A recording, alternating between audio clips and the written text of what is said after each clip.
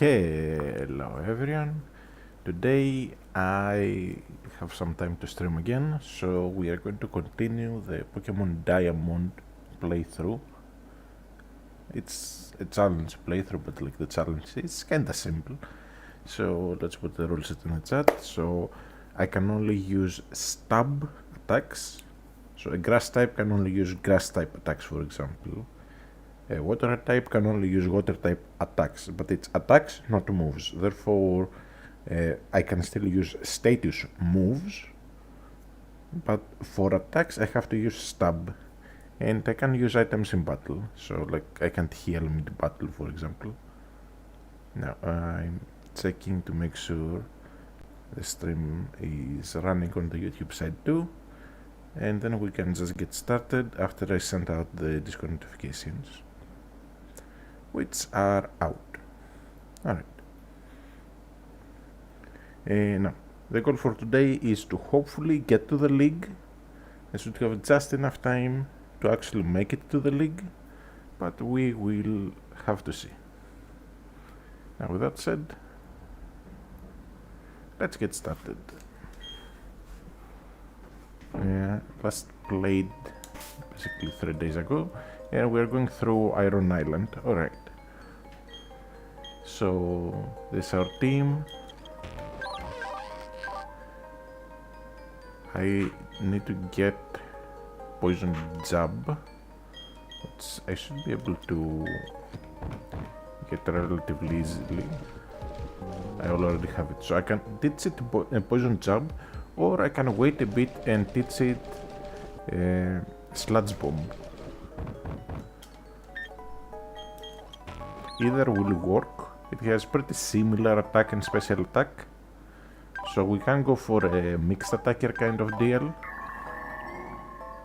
Then we have Bronzong, really good for playthroughs, and has Levitate, which means I can just spam Earthquake with Torterra in a double battle.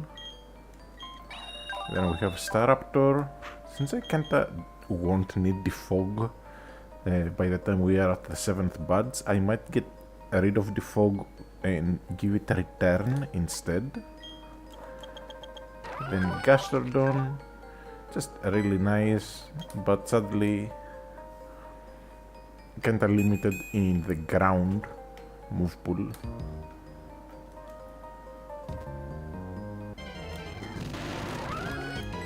Alright. So I'll be killing everything that I can one-shot.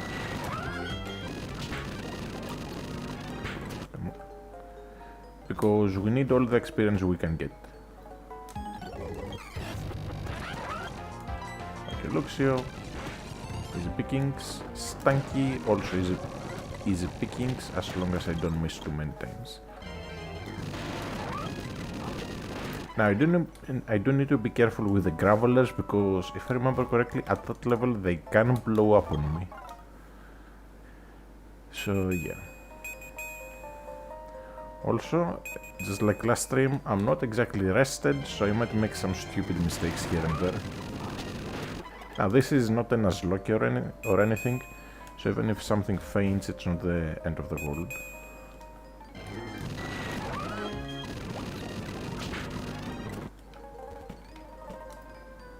Alright. I want to grab all the items in the place the first time through, so we don't have to come back. In Diamond Pearl, the island is completely optional, like literally fully optional, because it's not Riley that gives you the strength HM. You get that from elsewhere. Okay, 32, and then we're going to go. I read that as Goldie, not Tserim. Oh well. Can I not miss a 95 accuracy move? Thank you.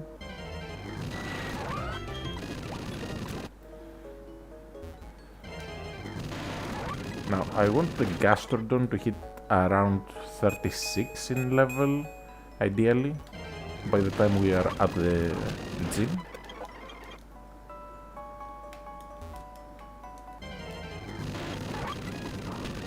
which we should be able to do relatively easily against the wild encounters here.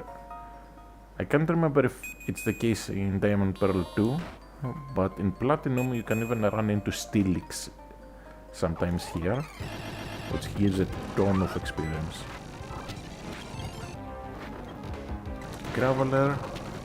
Now, Sandstorm does boost special defense, but like Graveler is pathetically weak on the special side, so I don't have to worry about that. And I also don't have to worry about running out of PP on moves, because in the next room over we have Riley that will just be healing us.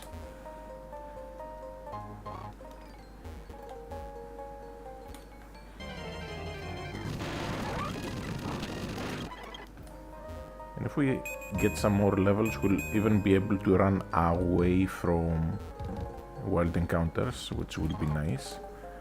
Because the Golbats do kinda mess with my team. Normally I'd have Ice Beam on the Gastrodon, but I can only use stab attacks. Okay, Riley.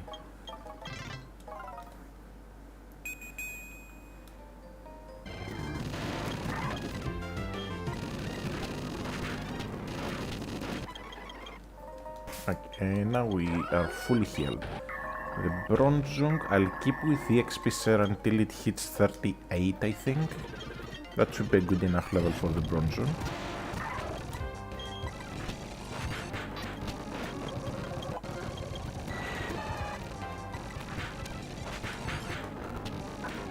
Okay, there goes the Lucario, but that's not really an issue. I do wish Surf was like Gen 3 where it only hits the opponents. But that would be very, very strong. Okay, 34. Again, I want to hit 36 or even 38 if possible.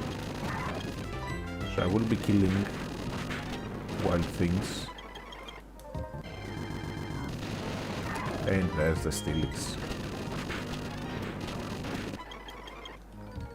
which gives a ton of delicious experience.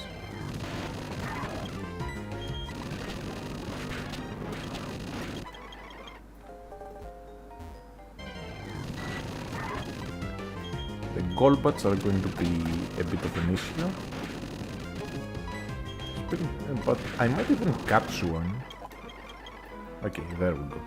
This is why I wanted Bronzong to level up to 38, because now we have Steel type coverage on it.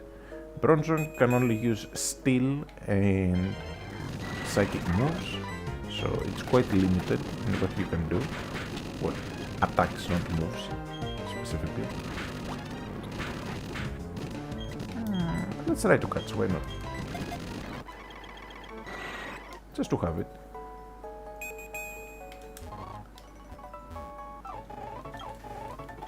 I would be raising a Zubat into Crobat as a playthrough encounter, but the problem is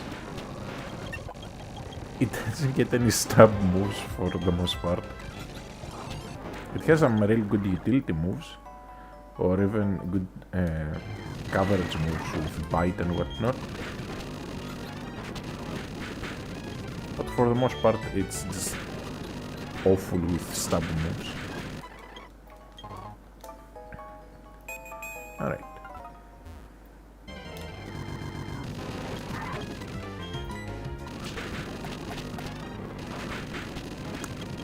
I really wish the Lucario would be going for the Golbats instead. Just to get rid of them. Do I catch this one just to have two? I'm not spending a Dusk Ball though, just a normal Pokeball.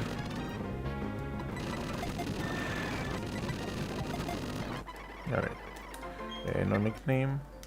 This is just in case I decide to do a Living Dex later.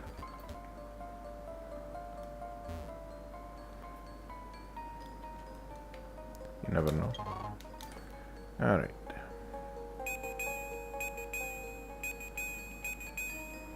So the item is here. Okay. Revive, don't think I'll need it for a while.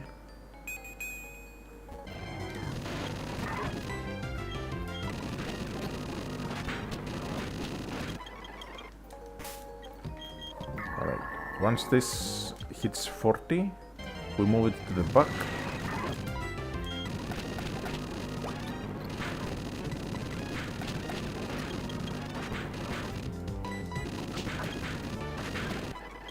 Alright, 39, so one more little level.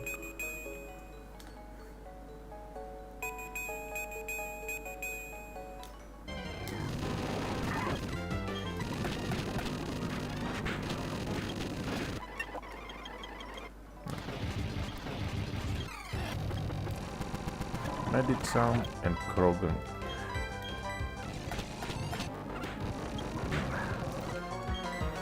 I didn't want to go for the water move because Krogan usually has dry skin.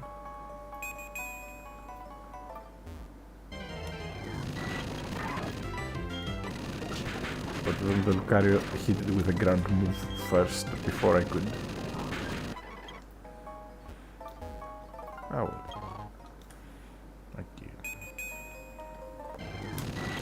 I don't really have any electric types for Magnet to be useful. But we might end up getting something later on. Who knows?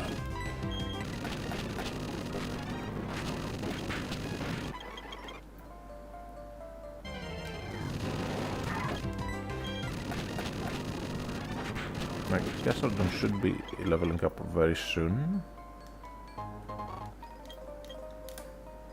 The Iron Plate might be nice for Bronzong, honestly.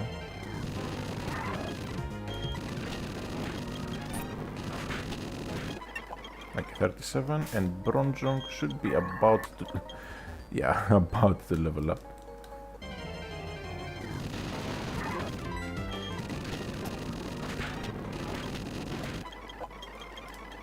Alright, so we take the EXP share off Bronzong and we give it the Quick Claw. Then Gastrodon is at a very good level for the gym, so next we have to raise the Torterra a bit because it has fallen behind.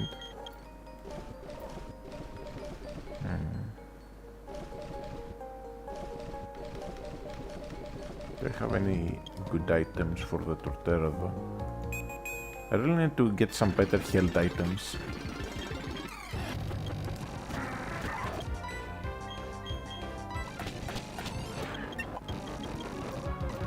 Do I want Leech Seed? No.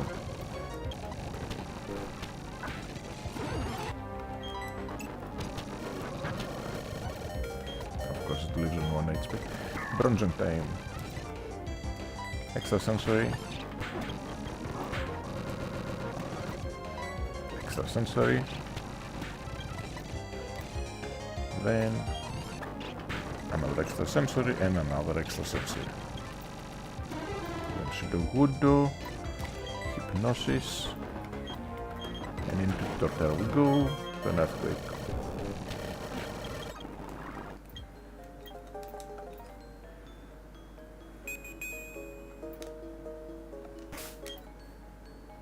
Now, I don't have room on the team for the Riolu, but I don't plan to raise the Riolu anyways. I have Bronzong as a steel type, so there's not much point.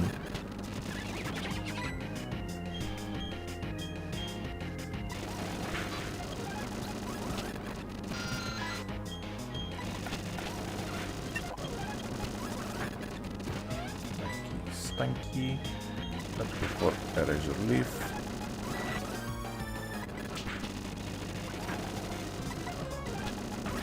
Ah, critical. Alright. Let's go Staraptor, why not? Realize. And another Realize.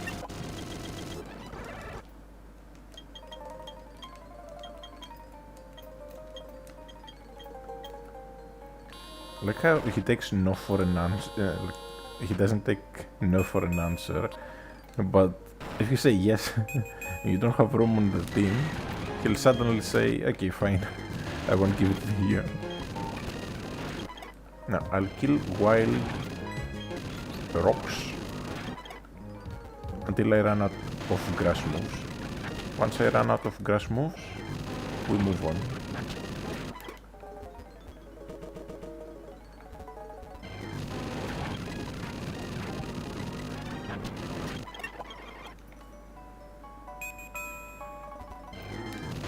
And unlike Platinum, there's no Registeel Cave here for us to grab some extra free items. Anyways, on other things, I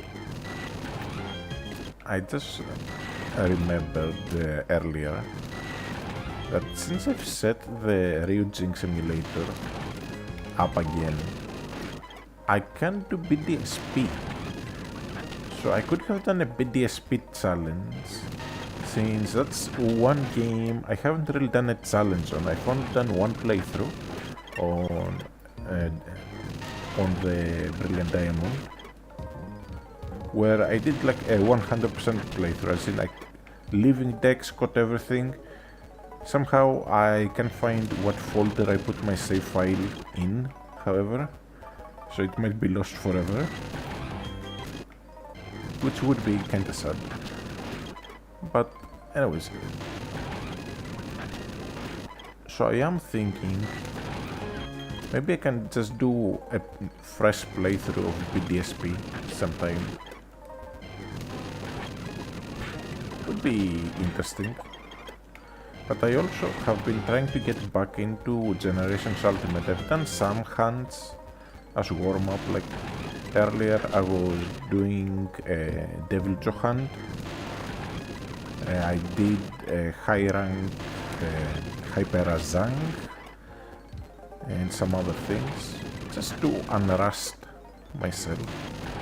Now, the Deviljho was just a walk in the park, despite being like G4.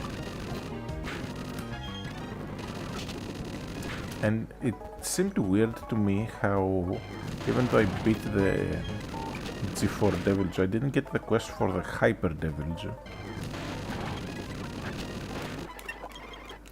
Because after it was such a pushover with Adept Greatsword, I thought, okay, I might as well do the Hyper too. Then I just couldn't find the Hyper quest. I could find other quests that have a Hyper one, or I could find the Savage Deviljho, but yeah.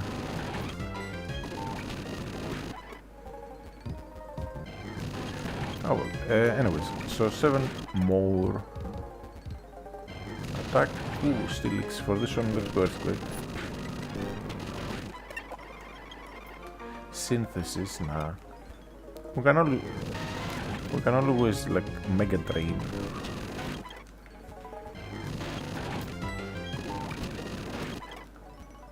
To heal up.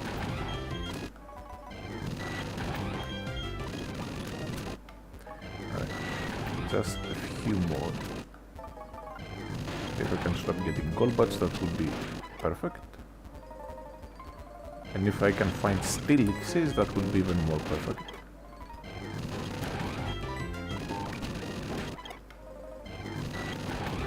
Now the Golbats do give speedy Vs, so I could like switch out back in.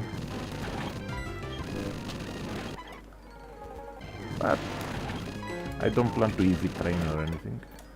But I do have some vitamins I could start using. So calcium, for example, should go to the Gastrodon. Then zinc for special defense. Let's give that to...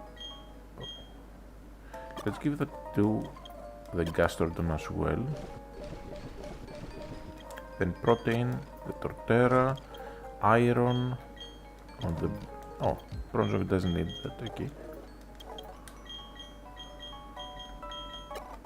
Some on the Scan Tank. Alright. And if we find some more vitamins, there should be one more vitamin upstairs. Well, I say upstairs, but it's just up the elevator. That should be a vitamin here.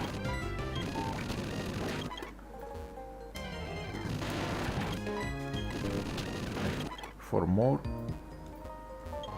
Oh, shiny stone, never mind.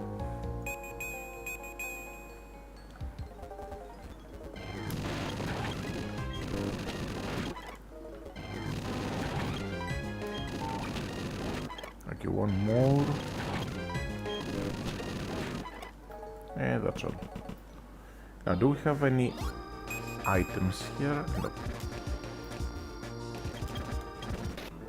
And back we go. I've already grabbed the U-turn.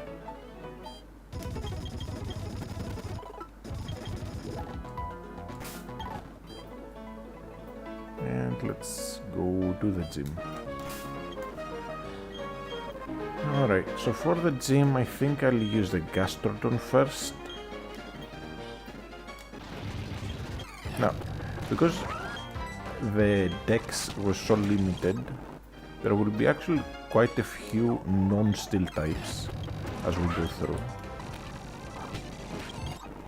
Because there's like 3 or 4 steel types total, or at least steel type lines total in the dex, in Diamond Pearl, and more were added in Platinum. For example, Scizor is not here.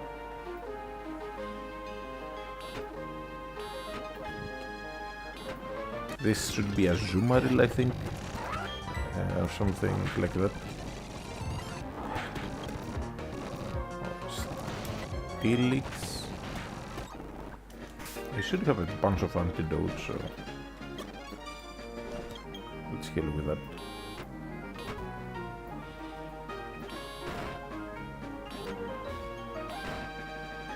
It's being thorough.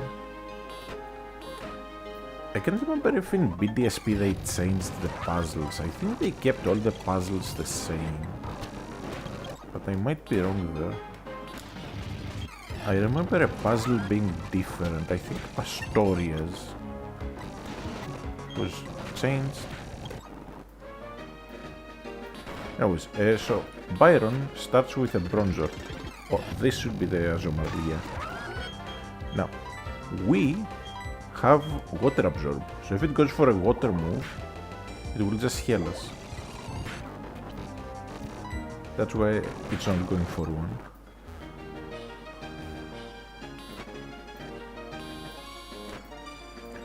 Alright, I need a super potion. Save the game, just to avoid any accidents.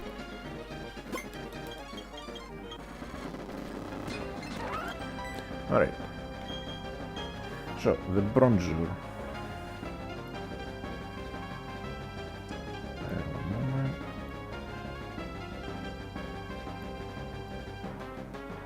Alright, so the Bronzor is Flash Cannon, Extrasensory, Confuse Ray, Hypnosis. It's going to go straight for the Surf. Okay, 2 shots. Okay, Surf again. Steelix comes in. Gyro Ball, Dragon Breath, Ice Fang, Sandstorm. Because of Ice Fang, I'd rather not send the Torterra in, so we stay in. Surf should nearly one-shot. Okay, critical hit, I'll happily take that. Then for Bastiodon, we're going to Torterra. Now, it's Flash Cannon, Ancient Power, Iron Defense and Arrest. It does not have the Metal Burst that it has in the other games. So I can just go straight for Earthquake. And can't really do much to me.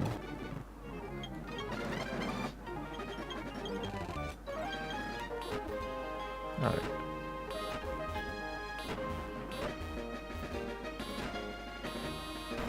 We have to go around and around and around and out. Then to the library.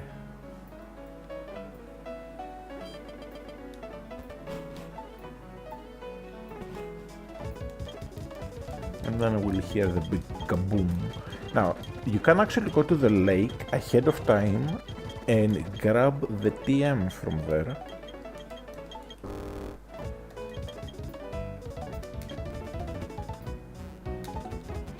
Because it will not be blown up. Whereas if you don't do that first... Also, I forgot we named the rival Useless. That's nice. His parents must really love him. Anyways, so... What do I raise for the next bit? Let's raise the Staraptor. Because in the ice areas, it won't have much chance to level up.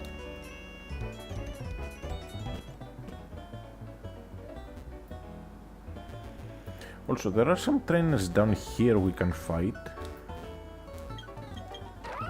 So might as well do those. I need my repels.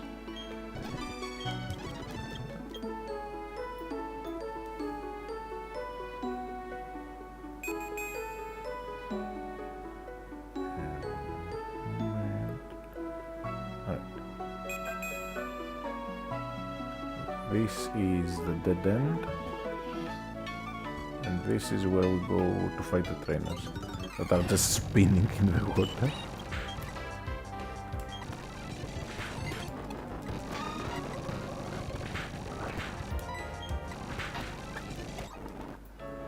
Now, these are some nice fights to level up the Staraptor against.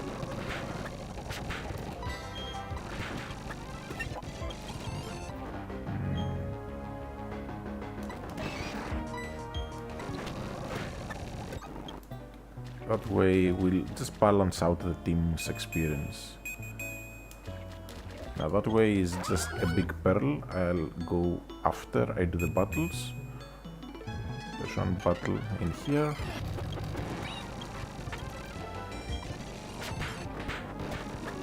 Should have seen that coming.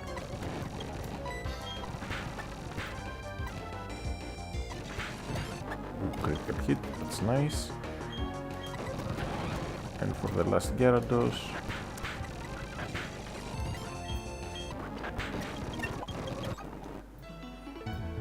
the Torterra.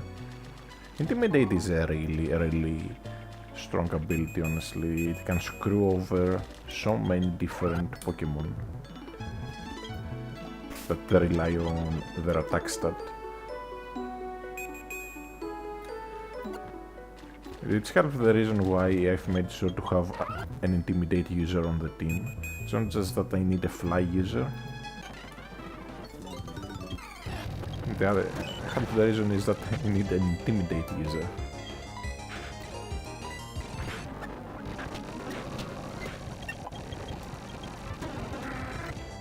Alright, Aerial Ace here, Razor Leaf. Of course the Gold Duck just barely survives, but that's not really an issue.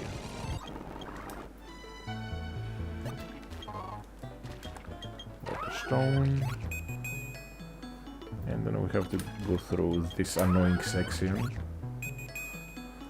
of surfing, unsurfing, surfing, unsurfing repeatedly just to get one big pearl.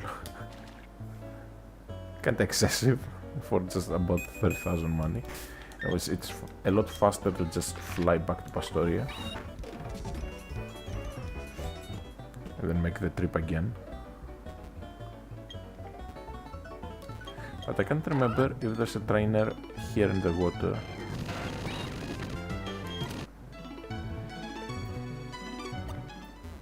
Guess there isn't. Now let's heal up. Also, we might as well check the restaurant. Okay, it's closed. Now well. And in here we go. Now there is actually a hidden item that is completely missable.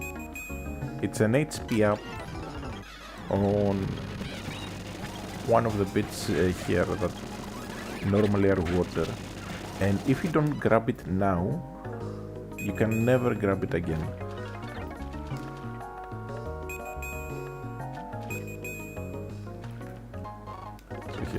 HP up. If you don't grab that, then you will never get it. And I don't think if I don't know if there's any others, but there are items like that throughout the games where you can fully miss out on them.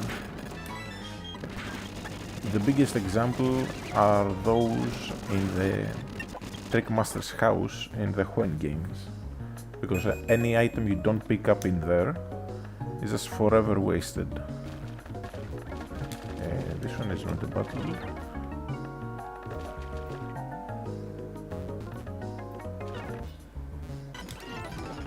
We should have one more battle before Saturn.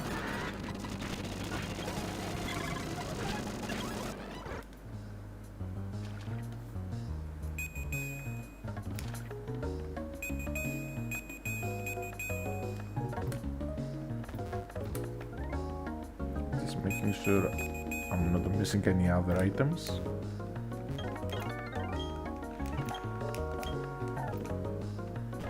Right. Oh, he starts with Bronzor, doesn't he? Oh, Kadabra. Okay. Kadabra is fine. Now for the Bronzor, I should have switched out sooner, but I can just go into Bronzor, Hypnosis. Then I'm going to Scan Time, Focus Energy, and Night Slash until we get a critical hit.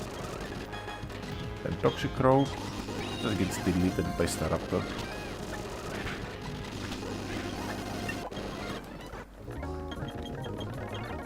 Alright. So now we have to go to Verity, I think it's called. Let's heal up at Mom, and then let's grab the completely hidden Podki Stone here that totally nobody knows about. Oh, by the way, there's another hidden item that I usually forget to pick up. It's a tiny mushroom at the start of the game here, but I can't remember if it is in Diamond Pearl or if it... Oh, it is here.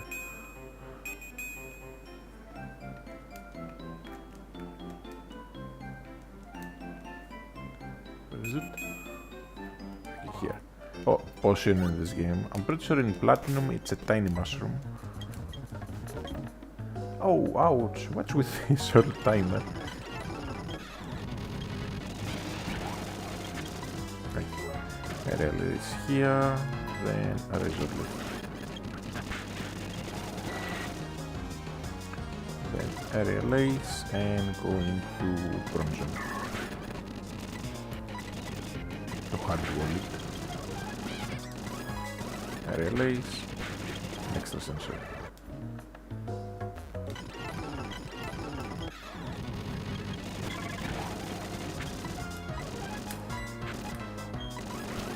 Aerial Ace and Earthquake. Honestly, let's go for quick attack in case they fake out, and then Earthquake. Quick attack has the same priority as fake out in this game. It's +1. So if you know you're going to get faked out, just quick attack.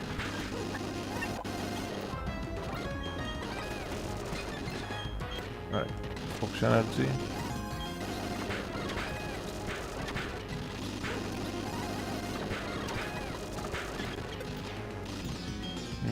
Peragli.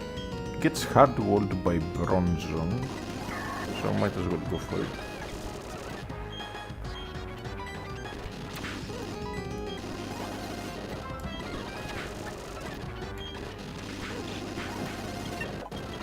Alright. Our team is looking nice. I just don't know what I'll do about Candice because her team requires fire types, which is something I don't have. Anyways, let's get the TM. There's no hidden items here, just a TM.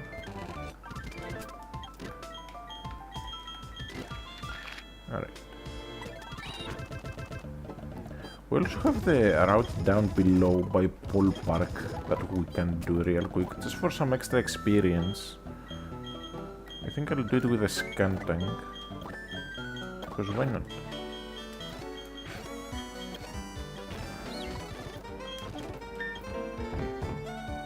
And let's keep scan tank. So I want to keep toxic. I want to keep focus energy.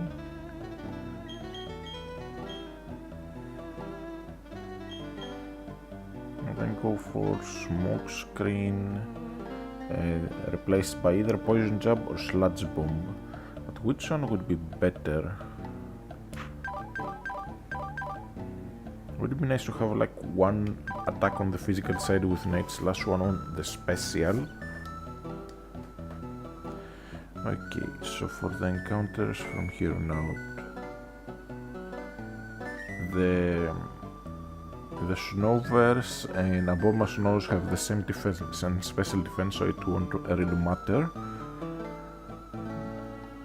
But what else do we have to hit on the... Okay, I think Sludge Bomb will be better. But I need to see where the TM is.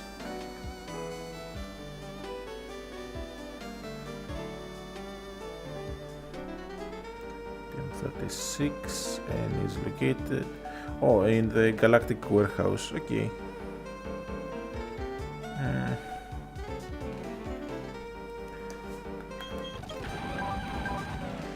The only case where I'll need the Sludge Bomb is for a Torterra in the Victory Road, if I even have the scan tank out.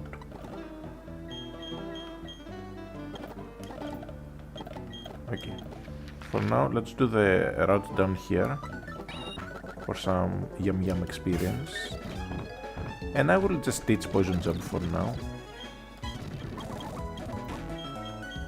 over smoke screen.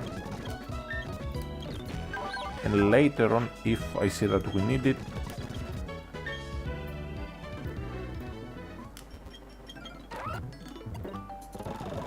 we'll teach the other one.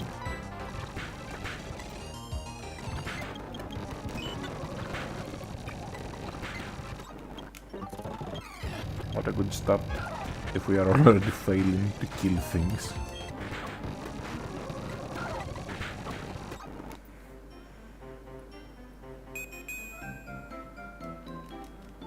And unevolved things, mind you. Okay. My only worry is running out of PP before I make it to the end.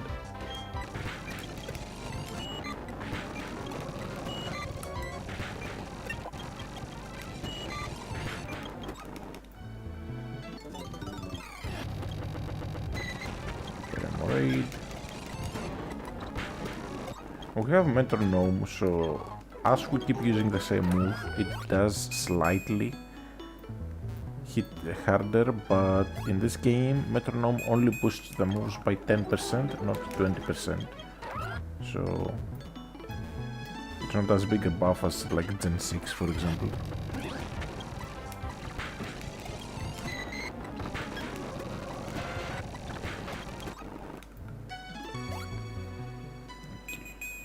Have anything here? No.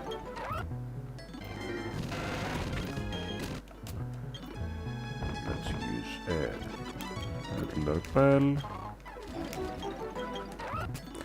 Honestly, for the Carbos, I'll just give it to the scan tank, because I would like it to be a little bit faster.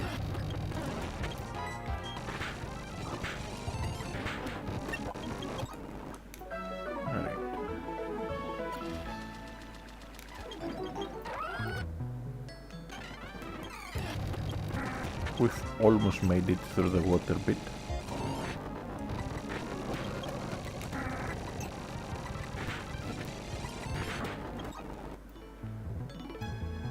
And we have a couple more trainers here.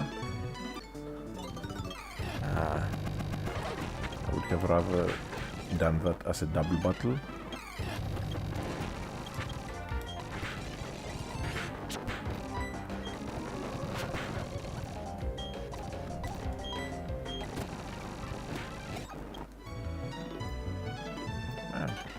fine. Okay, Celos survives somehow. Gastrodon dead. Alright. Protein goes on the Troptera.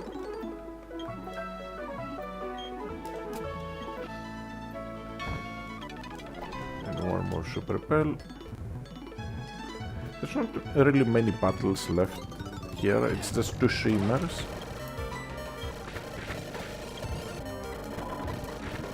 And then some random trainers around the park. Oh, never mind, 1 Streamer. Right. Heal up. Now, normally I just skip this route altogether, but since we are raising a big team of 5, I'll take all the experience I can get.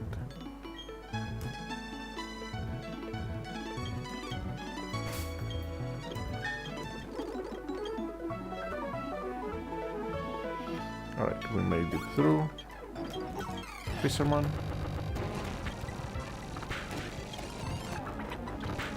I want to see what level the guy in the house is asking for. Now, Memento would be a really nice utility move, so I could give Memento over Toxic, just to create a nice opportunity, but honestly, I'd rather just keep the thing alive. Okay, Pure Incense. Now there should be a hidden item in the back of the house. But first let's see what level he's asking for. 26. Can raise the big barrel to 26.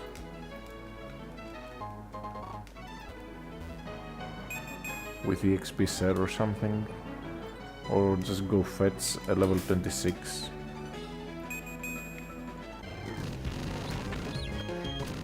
Skuntank versus Skuntank.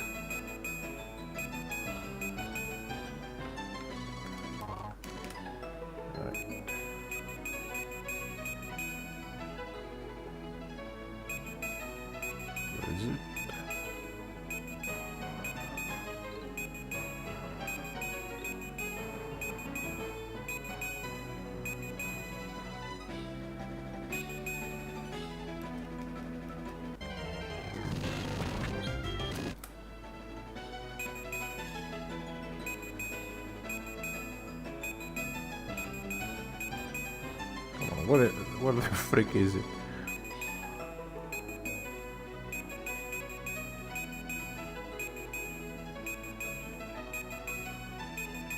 I hate when this happens. I'm just trying to find the stupid item. Okay, I'll use a repel to the trainers. I have a feeling the item is on the other side, but we'll see. What I know is that the item is not worth this trouble.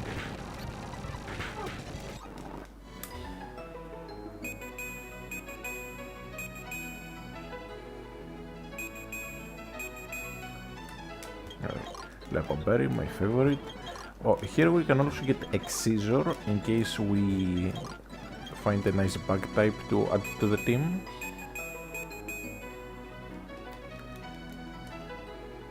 Okay, Ultra Ball.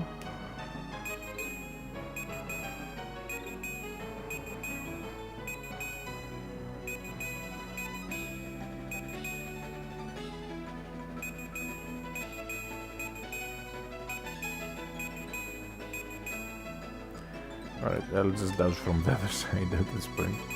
Okay, Excisor.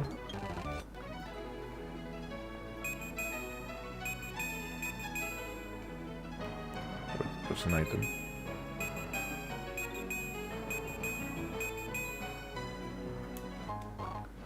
Okay, Carbos. That can go on the Skuntank again.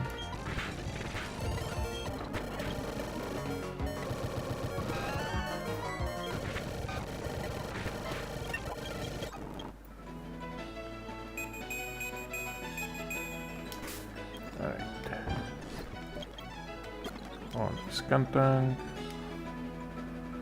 I have a feeling it's on the flowers next to the chubby guy or something. Okay, let's go into Torterra. It's 3 hippopotas.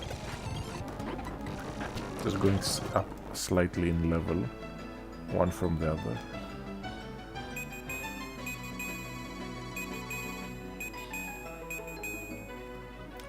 Okay, is there anything here first of all? Nope. It has to be here somewhere. I saw it for a... Okay, there it is.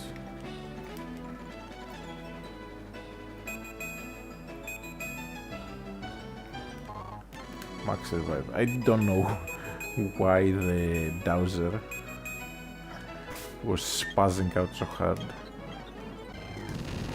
Okay, can we find a level 26 real quick? 28. 28. It's just 28s. Maybe in the water. Yeah, in the water we should be able to find a level 26. 25. 30.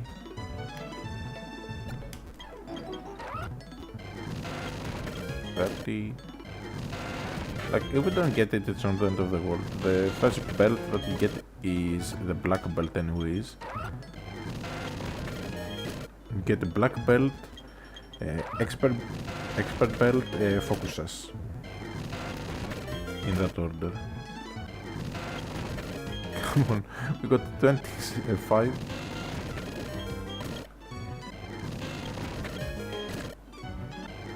And 27, but not 26. Again, 25. 21. Okay, I'll do like 3 more encounters. If we don't get it, I'm just moving on. Because we have to get to the ice gym. Ooh! This I will be catching real quick.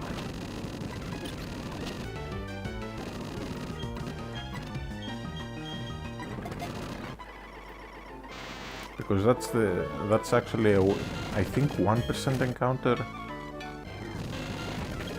You can bait it out with repels, but it is a rare encounter. Alright. Heal up. I don't have a waterfall, so no point in going that way yet.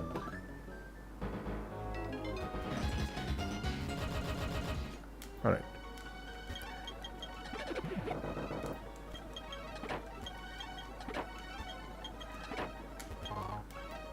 Now we have a bunch of items to grab from around here. Some are very cheekily hidden. So here you walk, and you get an item. This is the last time we'll be using defog, so this is the only reason I kept the defog here, in case I need to catch something. So once we make it through this place,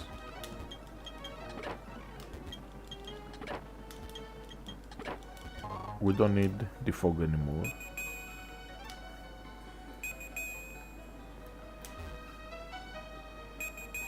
And just out of curiosity, I will fish for Phoebus just a tiny bit.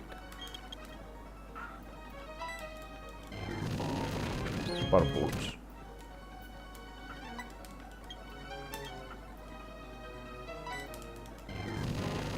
Magikarp.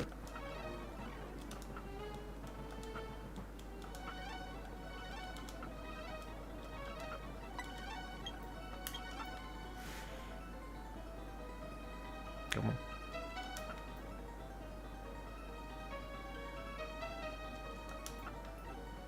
Honestly, there is a way to actually get the Phoebus. So, might as well show it off for a moment.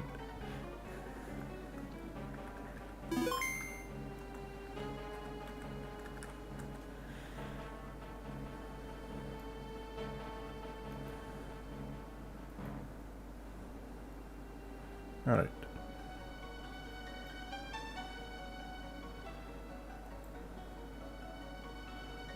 Oh, I forgot. Okay.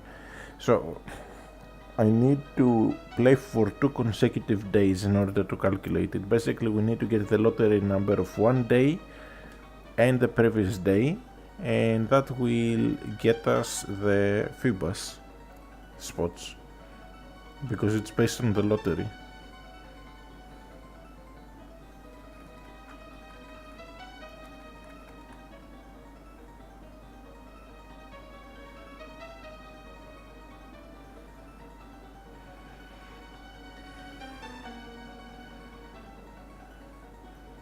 Oh well. Maybe if I do another stream tomorrow, we can find Phoebus. But I'll need to remember the lottery number.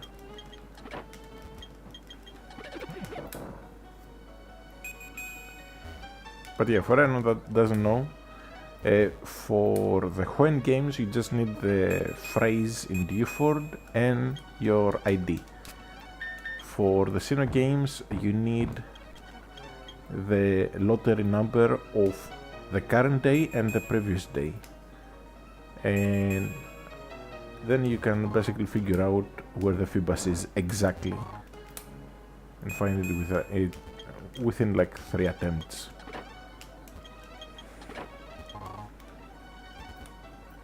Very nice for living dexes. Now in BDSP they made it kind of a joke to get the Phoebus. They basically put the Phoebus around rocks, and in Omega Ruby Alpha Sapphire they also made it ultra common. Okay. Let's get this then fish here. By boats. Come on. I'll fish on 3 other random spots. So far I fished on 3. I'm fishing twice on each spot.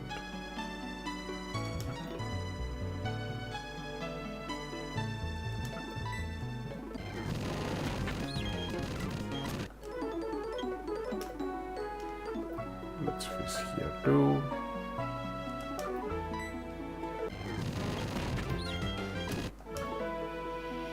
Then one last spot. If anyone wants me to try a certain spot, just let me know.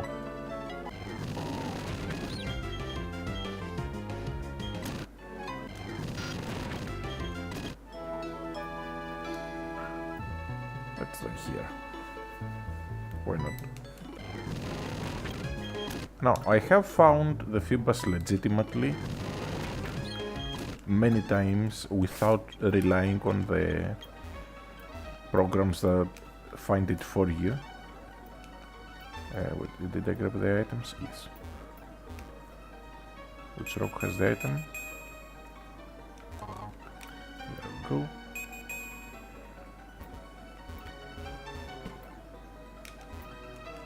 Now, there should be an item here.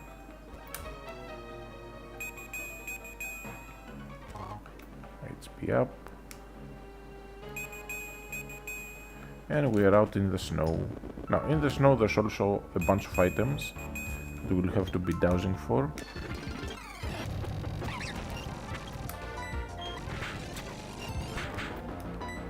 But nothing that we can do relatively easily.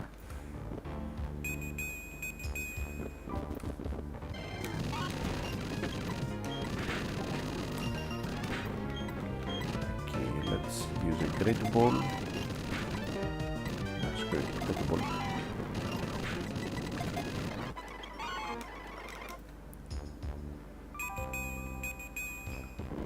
Now, normally Scantank can learn a flamethrower from level up. As in, as soon as it evolves at level 34, it immediately gets flamethrower. But unfortunately, because of the challenge, can't use flamethrower on it. But flamethrower would just obliterate most of the things here. Oh well. Rest house here.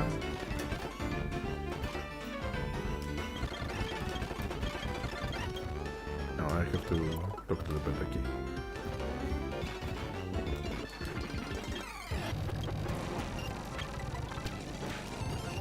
The hail is going to kind of piss me off with the constant chip damage, but it's not the end of the world. And I've skipped 2 trainers here, so let's go fight them real quick.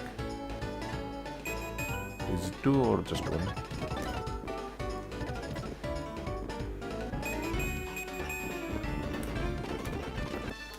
One here.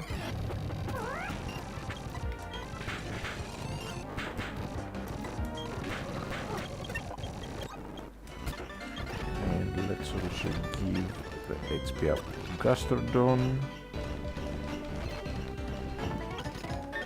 Now, once Skuntank levels up a tiny bit more,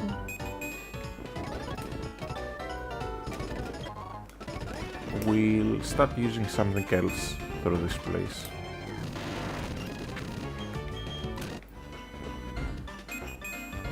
Don't want to overlevel the Skuntank.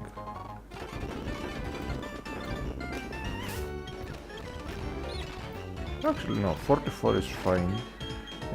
Let's use the Staraptor a bit.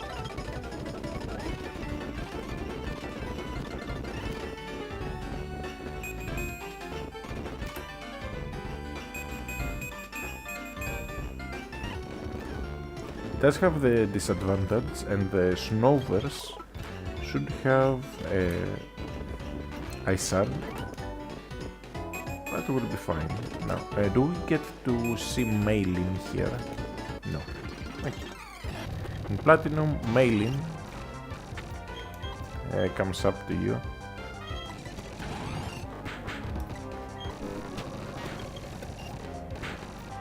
Okay, Pelipper. Go for Staraptor. I have a feeling it's going to go for Protect. Didn't. That's fine. Hippopotas. Razor Leaf easily takes care of that. Now we'll have to start going left to right.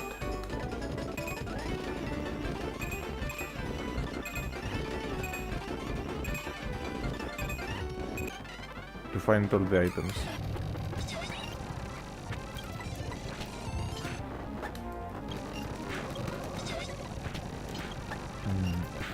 Since they are not going for... Oh, I was about to say, since they are not going for Isard, I guess they don't have it, maybe?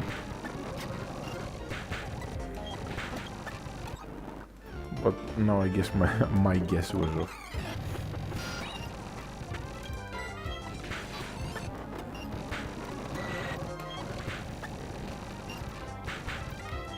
Anyways, most things should be easy pickings for the Staraptor.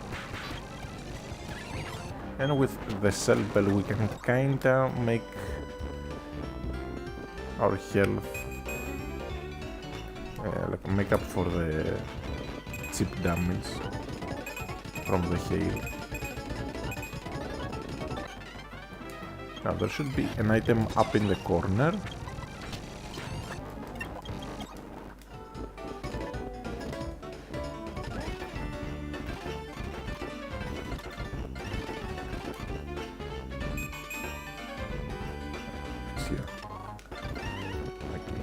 Nugget. I actually have quite a few sellables by this point that I'm just too lazy to sell because I don't particularly need the money that much, since I have the ability to use coverage moves. I don't need to spend as much Normally you'd need a ton of money to get the TMs from the game corner.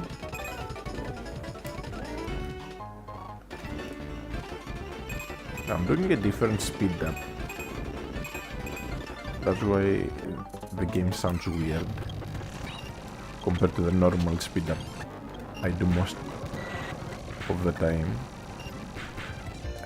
But I need my second hand that I normally have the speed up mapped to. Okay, we get hail. So I need my second hand in order to like douse.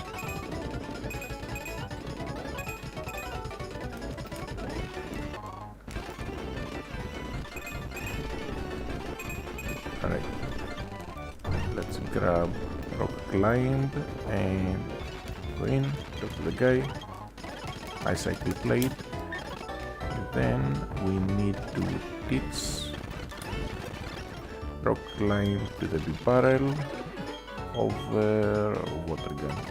And now big barrel is finally an HM slave. Although I might replace strength for surf. Not surf, for waterfall.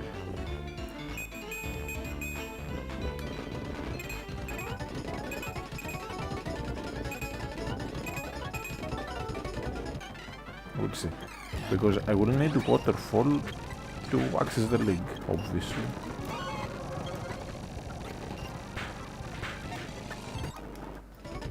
And I don't think my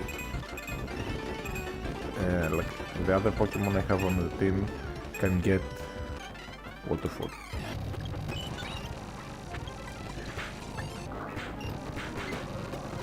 Right. We're almost there. Just a few more battles. A few more items. I'm using the dowsing machine on my pockets. Yeah, so am I. But if she's dowsing, she must be a really bad, like a person, a rare sight. Thank you for visiting, a gift. And we get a spell tag which wards off ghosts. And because it wards off ghosts, she went poof.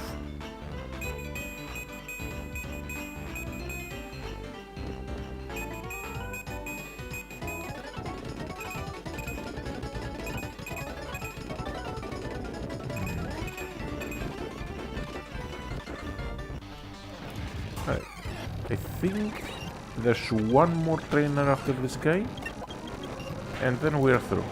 Oh, Onyx. Let's put it up there. Mega Train.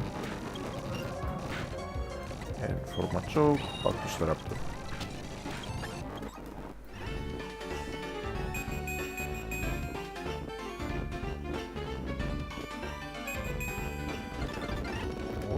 Yeah, I remember that right. There was one more encounter. Like one more NPC. Can my fly not miss? Come on. Kinda defeats the point of going for fly if it misses. I don't know why they decided to make a move that takes 2 turns, is barely stronger than aerial ace or wing attack, and also give it a chance to miss. For the longest part, fly had the 95 accuracy, but it was a 70 power. But even though they buffed the power to 90, it still doesn't justify using it over just using aerial ace twice, outside of maybe just dodging a move. Because you fly up, so you can dodge some moves. But then some others do double damage, so it's not exactly a fair trade-off. Dig, for example, is a much more reasonable move. 80 accuracy, 80 power, and 100 accuracy, even if it used to be 60 like fly used to. Or dive. Alright. So, for the gym itself, I think I'll just go for Bronzong for the most part.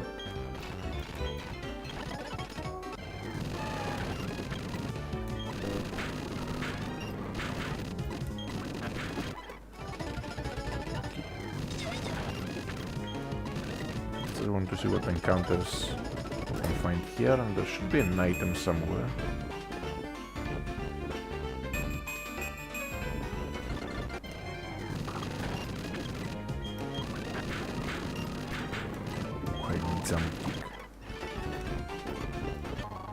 There's the item. Do we have any hidden items as well? Nope.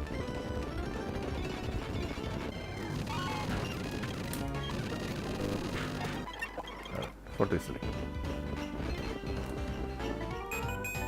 Now there is an item inside the town. I can't remember if there's two items. There's one over here. That's the one I know of. Then anything interesting here? Quick balls. I forgot to use them for the most part. Okay, timer balls. Let's buy a few more. Some more dusk balls. And let's stock up on the revives.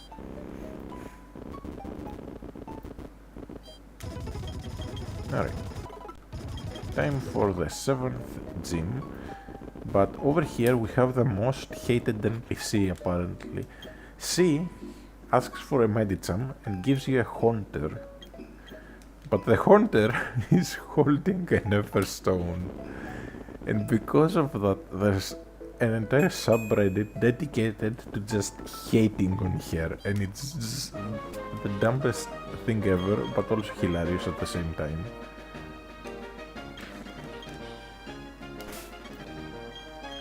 Okay, let's use the Bronzong, like I said.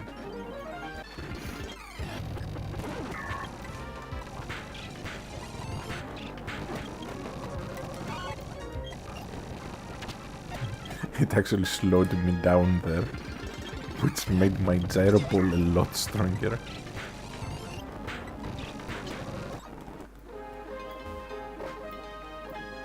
Now the goal is to just do most of the trainers for now.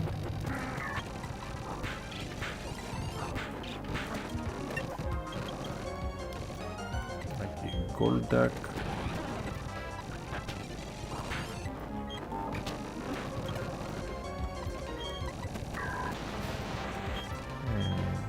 Actually, let's go in the test of them.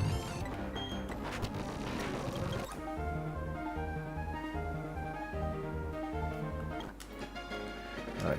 Now, in BDSP, you can actually just keep doing this, and eventually the game will just glitch and let you up. Essentially just skipping the entire puzzle.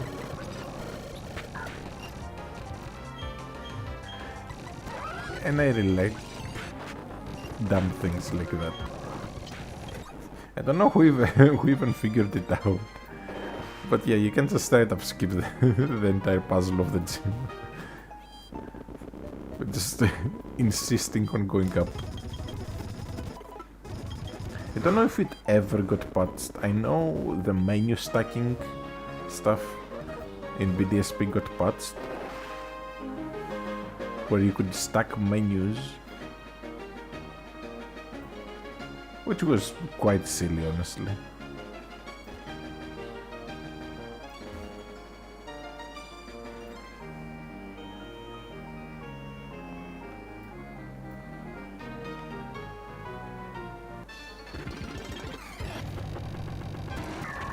Quagsire, we have Levitate, so we should be fine. Yondo is kinda BS. And of course I miss.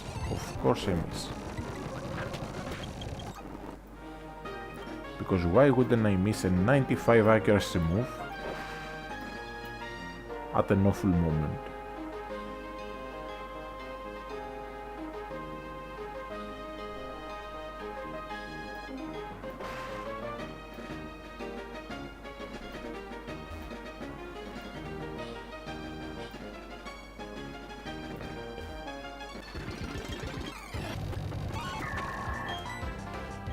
Airball.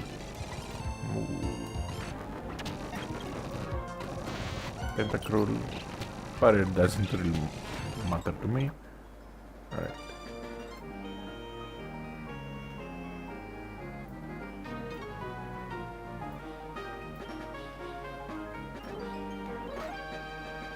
Alright, then we just need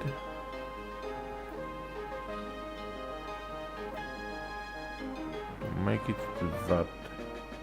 So to do that, it's from here and here. Then that.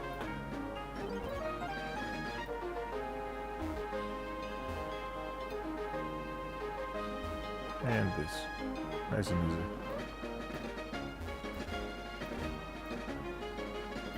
Oh, I forgot one entirely.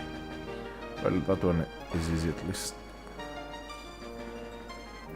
Haven't done this puzzle in forever.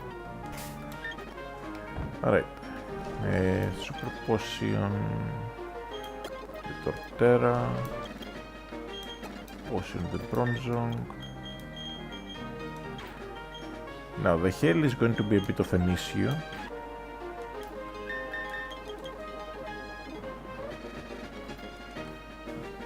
But I think Skuntank can do it. So Razor Leaf, Avalanche, Ingrain and Leer. Wait, did I use up the Carbos? Okay, Protein, let's give that to the Skuntank. The Calcium, let's give that to the Gastrodon. The Iron can just go to the Skuntank, why not? Alright. So first time, Focus Energy. Then Sweep with Poison Jab.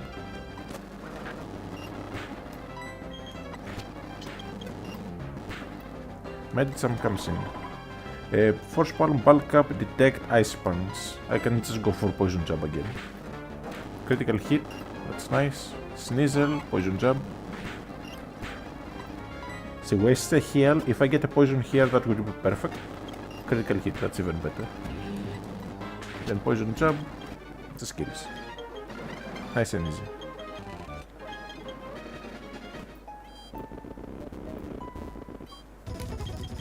That was a very easy gym. Now we have to go to the lake.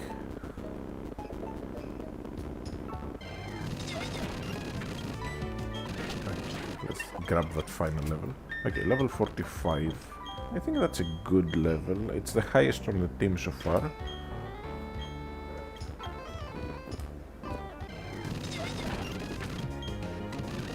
And let's go help Useless.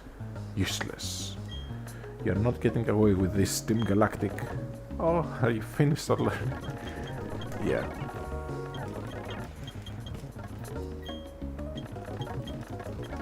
How did he even lose to her? Her team sucks. Oh well.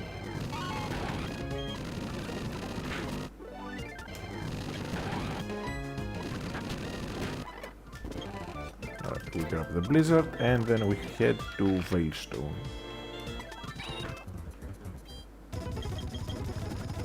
Alright, so what do I use through the building? I think I'll use Gastrodon, just so it can grab some experience.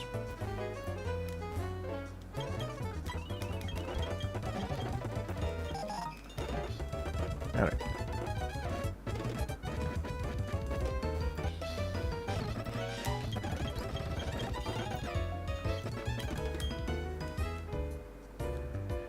And now we'll just go through the base.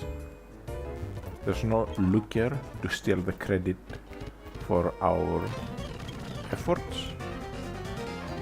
So now we can just enjoy ourselves and beat up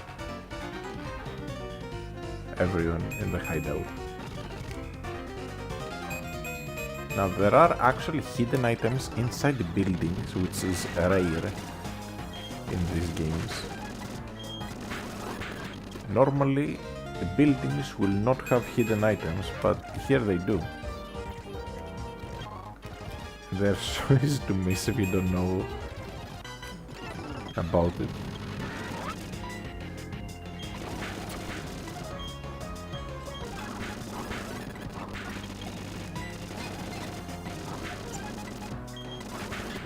So that takes care of it. Now, finally, muddy water. Alright, so we lose water pulse for muddy water. Muddy water might seem like it's a worse surf. They basically have the same power, but this has worse accuracy and has the chance to lower the accuracy. Now, the difference is that muddy water only hits the opponents, it does not hit your allies. Basically, it's like surf in third generation. In third generation, surf did not hit your allies. And we have the white lens here, which boosts both mud bomb and muddy water to more reasonable levels. It ends up at like a 94 accuracy or something. Yes, they can still miss, but nowhere near as often.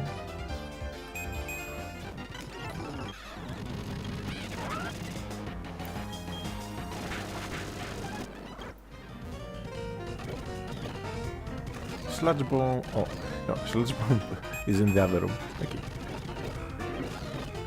I was about to say sludge bomb because earlier I needed the sludge bomb for Skuntank. It's in the basement after we get the keycard.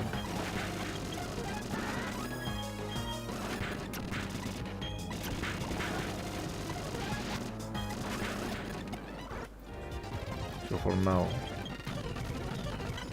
we're going through, obliterating everyone.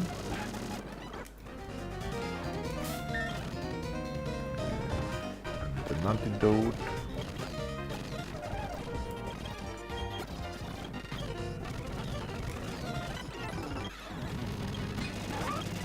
Bronzor. And Stanky is easy pickings. Now we need the keycard, so let's go get it real quick. Don't think I need to heal, I should be just fine. We have a scientist, then two guys in the basement.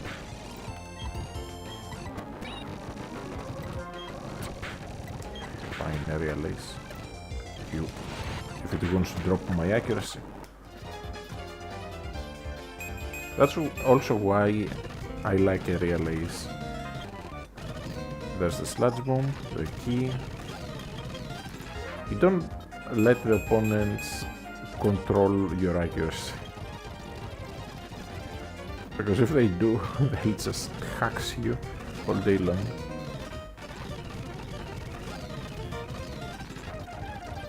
Alright, up here we should have... Yeah, I was about to say we should have either return or frustration. I remember one of the two was there, just not which one. Now it doesn't matter which way we live.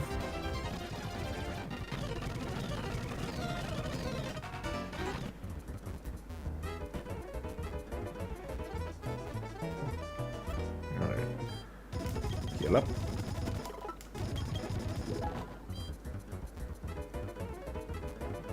And now to attack the main building.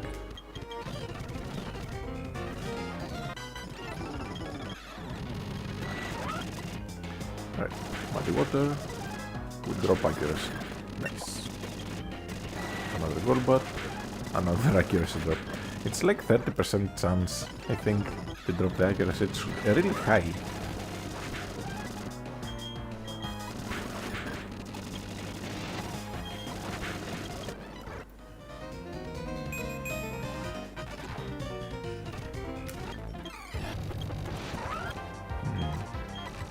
Raptor.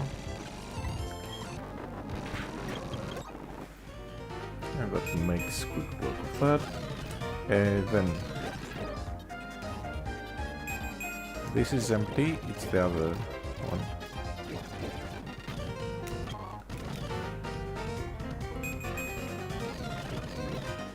Is there a hidden item here? Nope.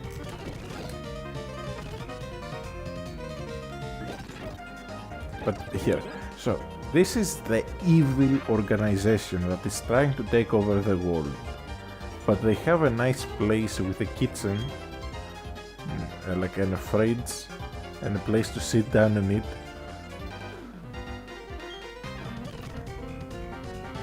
The refrigerator is filled with murky, sinister drinks and nothing else. But yeah, like they get a fridge and like a place to sit down and eat, and then they get to take a nap. Like, again, this is the evil corporation. Meanwhile, at my previous job, like the last job I did, I literally got fired because I asked to eat. Like, how messed up is that? It's almost like it was a toxic work environment, but I asked for some time to eat something, and I got asked to literally turn in my resignation, like... Oh, and here. So Muddy Water only hits the opponents. Surf hits your ally too. Here I'm just going to go for a rain dance though.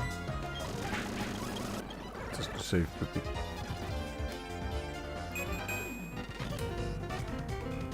Now if I remember, it's the middle one. No, it's the rightmost one. Now there's a hidden item on the other side of the boxes. So it's here.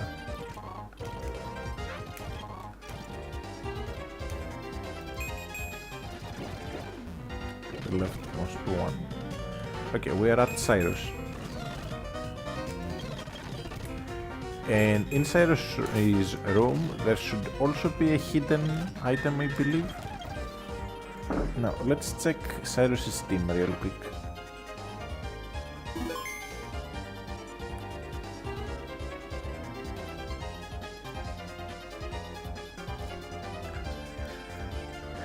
Mercrow, Golbat and Sneasel.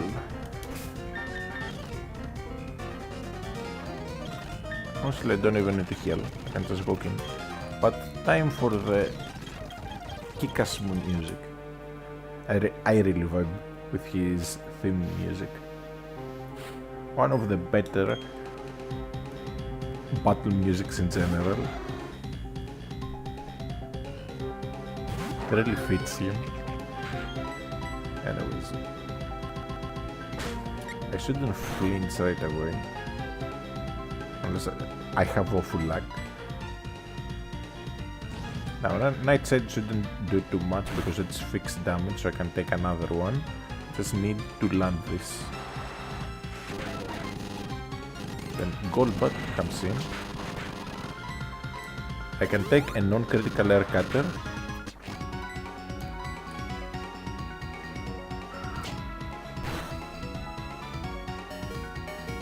Actually, even a critical ace should just barely survive.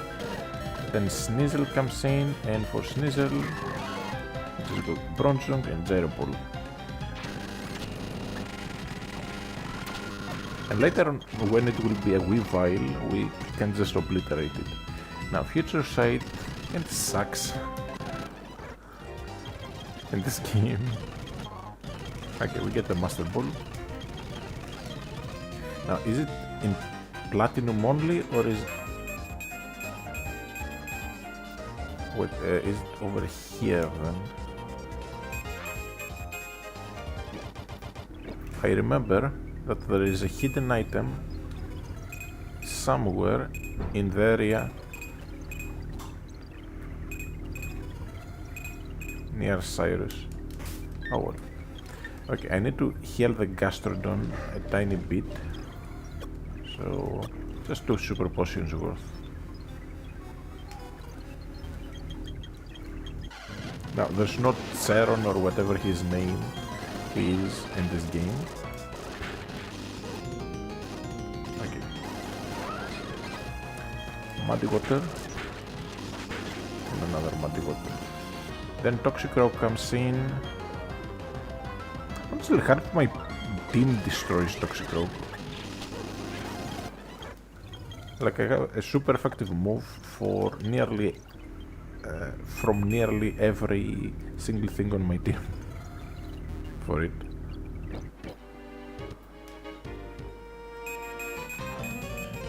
Oh, yeah.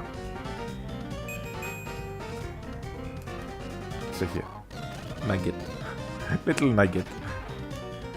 For whoever that didn't know, I only found out like after I had played the game like a few hundred times because I was doing a money challenge. So yeah. Alright, so now we have to get to Mount Coronet, so Orberg.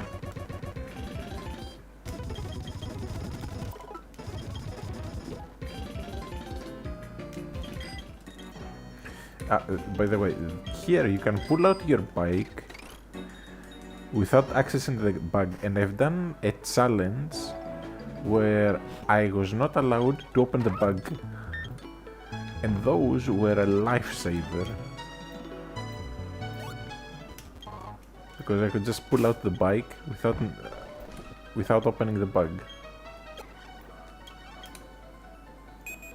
saving me a ton of like effort. Because for example, I couldn't go to Orberg and go up without the bike. I would have had to go in a completely different way, like either a Terna and bicycle through the bike path,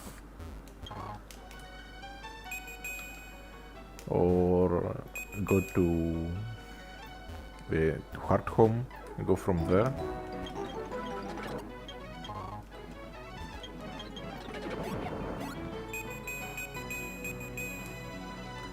Anyways, another repel. Now the reason I'm using super repels is because relative to the price to step ratio, they're the best repel out of the bunch. And that rock slide is so nice on Torterra. You teach that to Torterra and you're set. But sadly, I can only use stab moves, like stab attacks. So Torterra is limited to just ground and grass moves, sadly.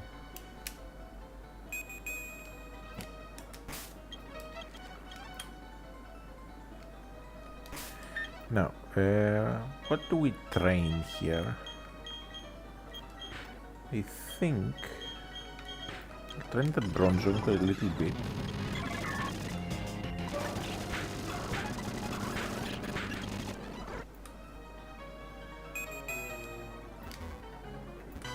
Now there's an item in the middle there. I'll grab it in a moment. Come on, don't wake up right away.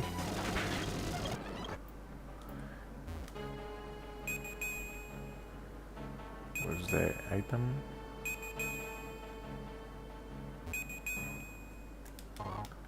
Alright.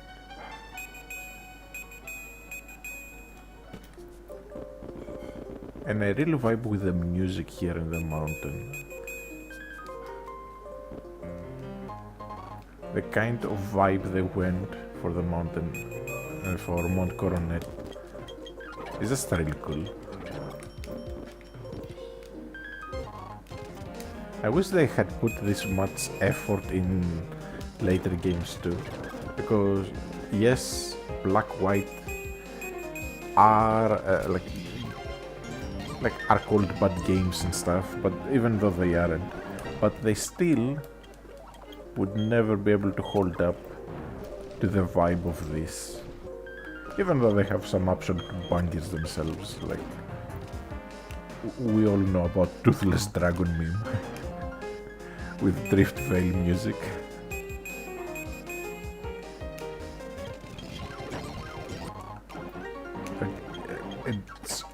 It was overdone with how popular it got. And did I get all the items? Yep. There's an item down there. I think there's one in the grass. Not sure.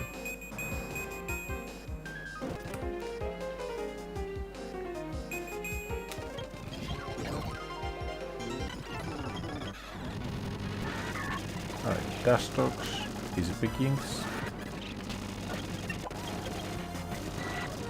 Golbat, as long as I don't get hit and confusion too many times, also easy pickings. Now I'll keep using the Bronzong against the grunts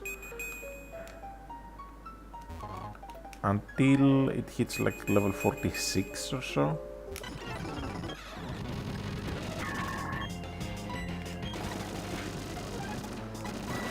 I don't know why it went for Memento of all things.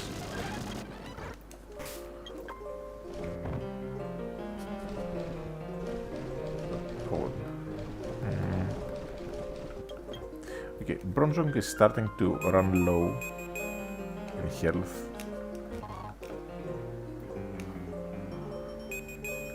And I realized I don't have more super potions. I don't want to use my Mumu milks just yet. So I'll do one or two more battles with the Bronzong.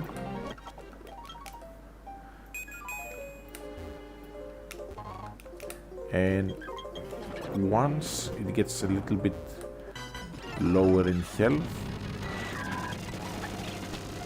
I use a Mumu milk and have it be ready for the double battle against the admins.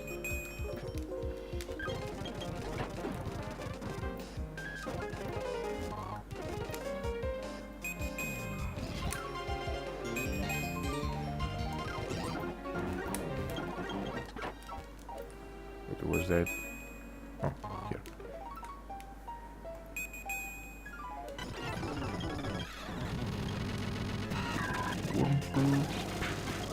Now, in the battle against the admins, you get healed after the battle, not before the battle. So that's important to remember. I need to save at least some PP on the Bronzong, because my Bronzong is going to be the answer to their Bronzongs.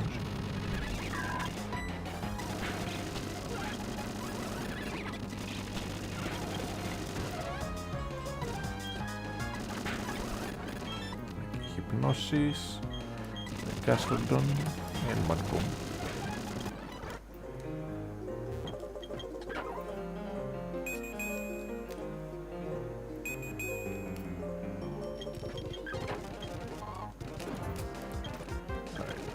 One more Super Pearl. Oh, it's here, right? Or is there another? I'm just being thorough, not because I need the items, but because of my OCD. I hate leaving items behind. I'm greedy, what can I say?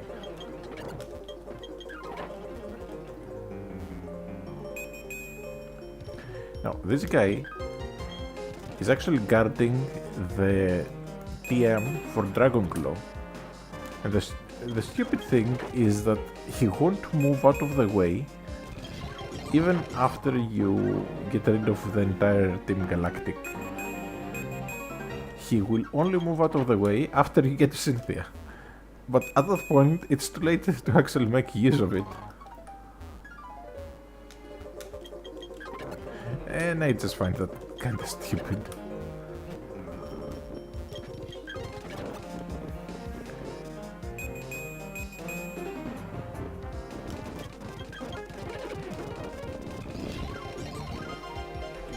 The item.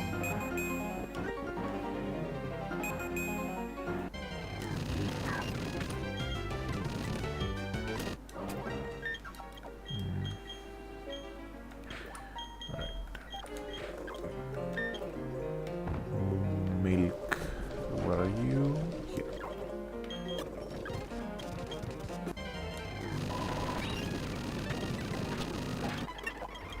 Get the level, now repel.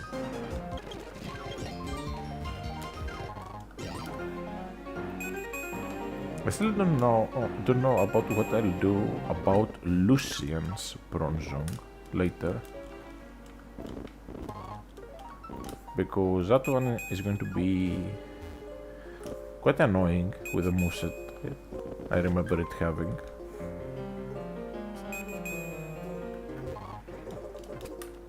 Alright.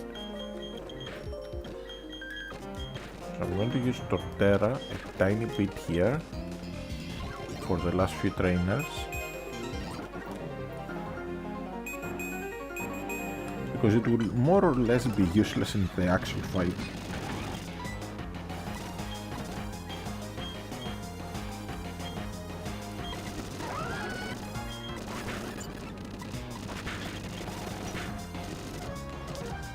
Meow.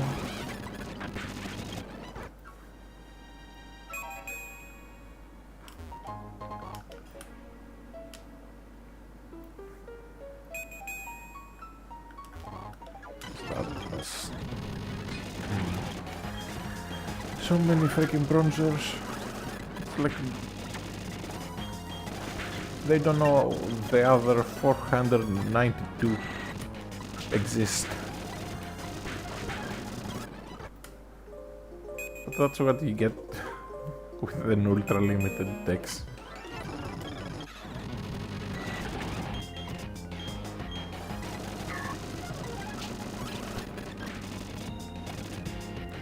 Okay, Glameow. Another Bronzor.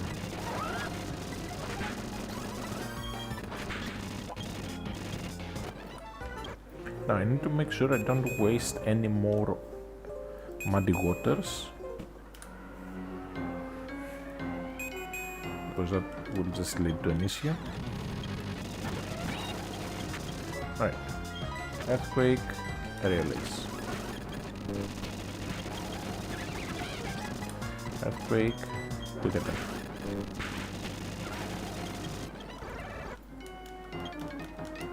Alright, so I need to heal the Gastrodon. And then we're using that. Let's go.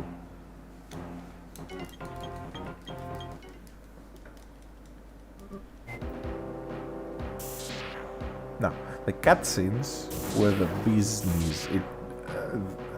It was just so cool to see this on a DS back in the day, 20 years ago. Like the cutscene where it shows the maps. It actually shows the maps exactly how they are currently. So for example, if the Drifloon is in the Valley Windworks, then the Drifloon will show in the cutscene. It's not pre-rendered.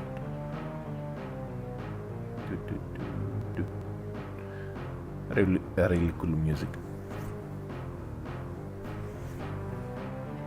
This was almost as cool as the Rayquaza cutscene in Emerald. And he says this is the mythical that created Sinnoh. No, Arceus was. So his entire thing was wrong. Anyways, we save. And then Useless comes to help out.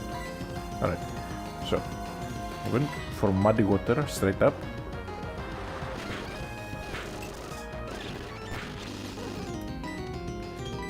Rain Dance.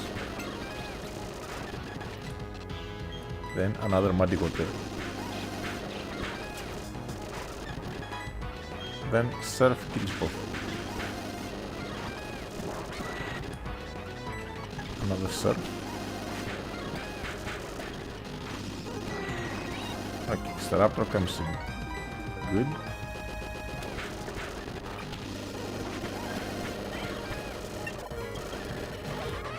Okay, Weasel comes in. Exactly the thing I was trying to bring in.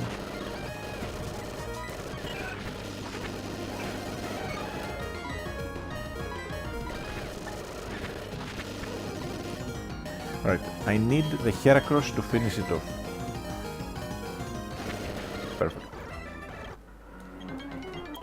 Now we get the heal.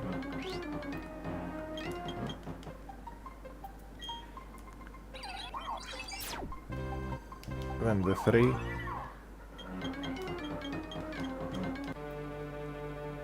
Can stop it, and now we have the amazing fight music again. Honchkrow. So let me see what his team is this time around. Honchkrow, Drill Peck, Dark Pulse, Steel Wing, and Bargo. So he can do quite a bit of damage with Dark Pulse, honestly. But let's go for the Muddy Water. I should be able to take one easily. Critical hit would be kinda tricky though. Honchkrow is basically a glass cannon, but also a very slow glass cannon. Okay, I need him to waste his potions here, so he cannot use them on the Gyarados. Critical hit, that could screw me over a little bit, but alright, Intimidate, we trade, then I go into Bronzong on the Ice Fang. He cannot Earthquake. If he goes for Giga Impact here, it's even better. Aqua Tail should barely do anything after Intimidate. So then we just go for a Hypnosis. Okay, I miss, but I miss again.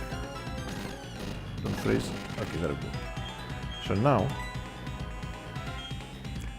I can just go for Extrasensory once. Then his next move should be Aqua Tail, so we can go into Skuntank.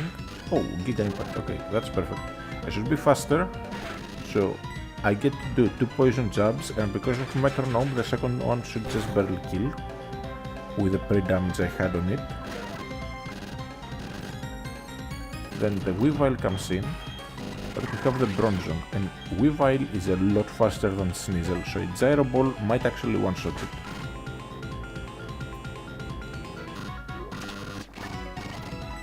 Okay, I can take another Ice Punch as long as it's not a critical, so I just hope it doesn't freeze me. What did I just say? Come on, thaw out. Okay, I knew I would get screwed over. Okay. There's no point in keeping this alive, so I'm hoping for a quick claw, thaw out, Gyro Ball. No such luck. Okay. So then, he still has the Crobat in the back. So Skuntank it is. Go for Poison Jab. I should take a Brick Break. Not if it's a critical hit, but Aftermath might actually help here. Healed. Okay. I knew he had another heal in the back. Anyways, Torterra. To bait out the Cross Poison or Air Slash. Then Intimidate.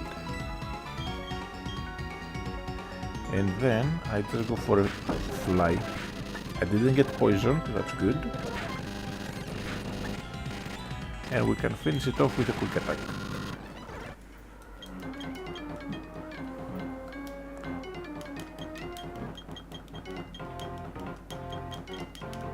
Alright. So now we have to deal with Dialga. So we need to revive Bronzong and Skuntank. Milk everyone, even though I would rather have some Mega Potions. I'll try to catch it the legit way, but I also want to reset for nature.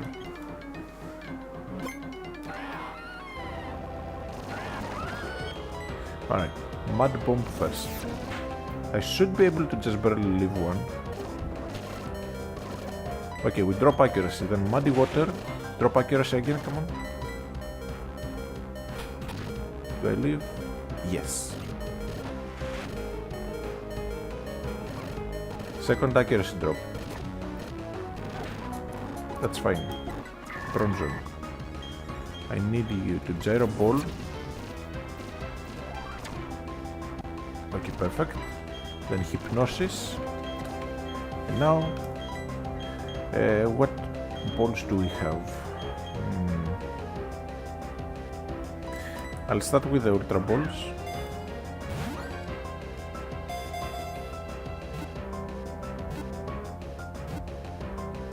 Okay, that was a lot easier than I expected. Now, they pull you away, but if you actually come back, there's the adamant orb. I hate it. I hate that. Because as a kid, I actually didn't know that. So I went down the mountain.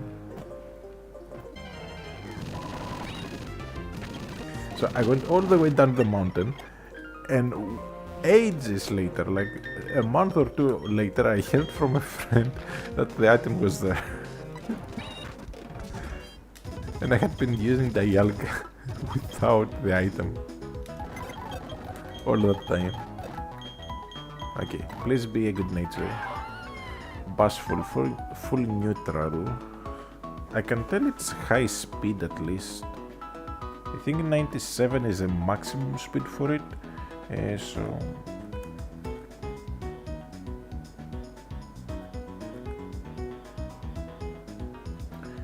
okay. So let's actually calculate the IVs. So Dialga, Gen 4, level 47, 156, 125, 121, 157. I can tell the special attack is already pretty much maximum, if I remember correctly. 95, and nature is bashful. Okay, so special attack is near max. Okay, so it is 11 or 12 in HP, 16 or 17 in attack, 7 or 8 in defense, so the defense is kinda low, then 13 or 14 for special defense, and 12 to 13 for speed, with special attack 24, 25. Yeah, this is actually a pretty good one.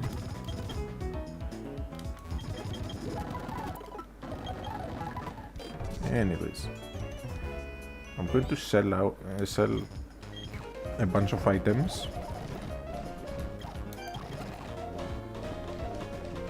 You have like 5 nuggets, 3 stardusts, a pearl,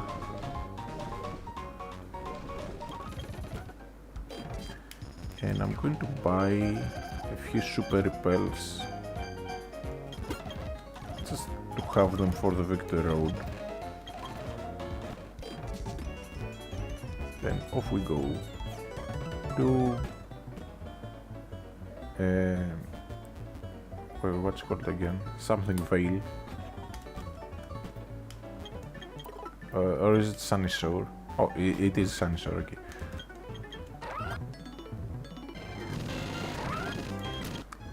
But since we are passing through here, I might as well grab the extra stuff we can find all around.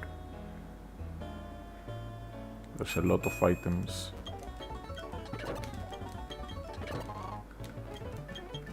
That require rock climb.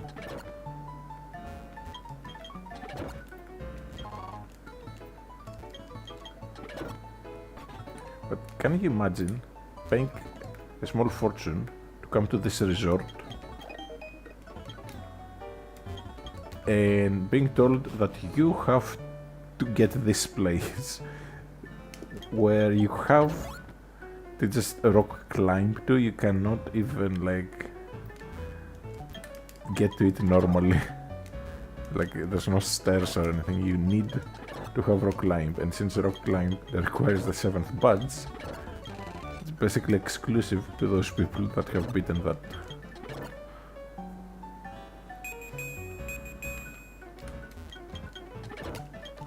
And then let's not get started with the safety violations that kind of place would have. Alright. Let's do some battles for some money.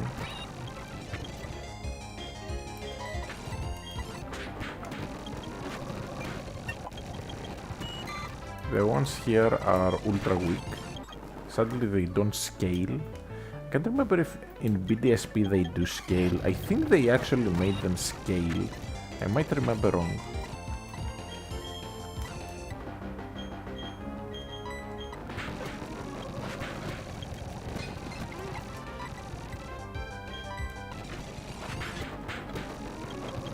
I'm probably remembering wrong.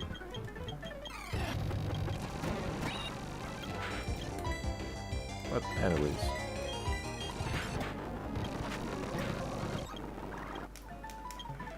At least these guys give some decent money. I don't have the amulet coin, but if I did, I could make even more money.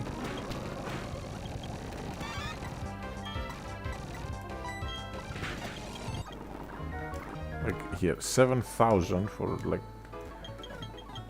a team of level 20s.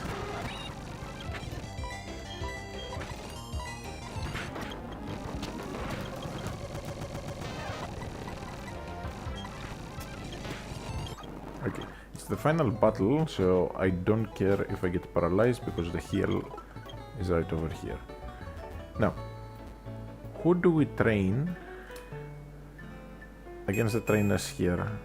I'm thinking Torterra.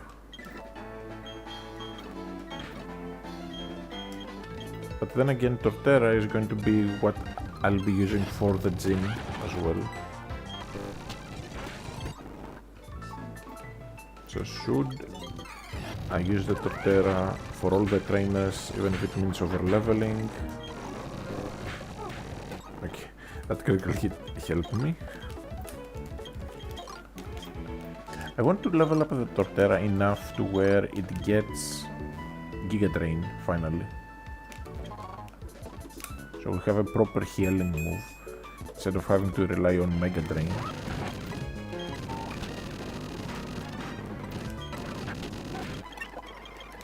Okay, Krantz we cannot learn, sadly.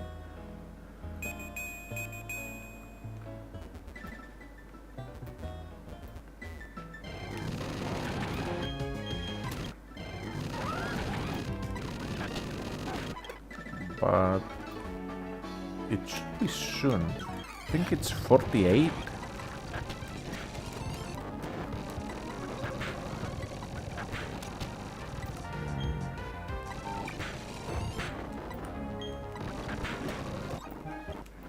I think, yeah, I'm pretty sure it's at around level 48 that it gets Giga Drain. I might be wrong though.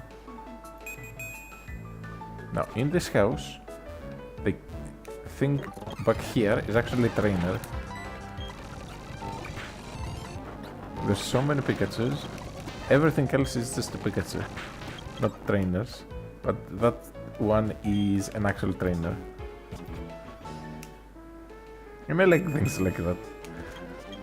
Because you won't actually know that unless someone tells you, or you actually literally just talk to every single one of them expecting something to be different.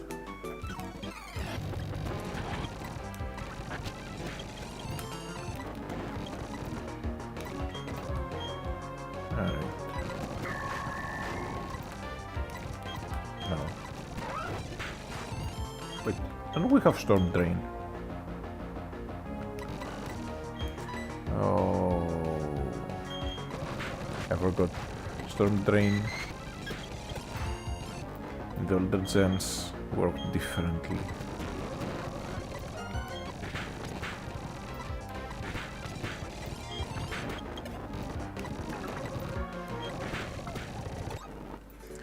So in later gens, Storm Drain draws in and absorbs. Here it just draws in.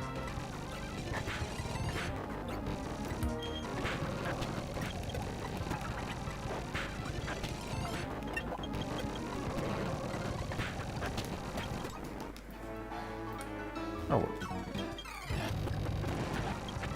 Doesn't matter much.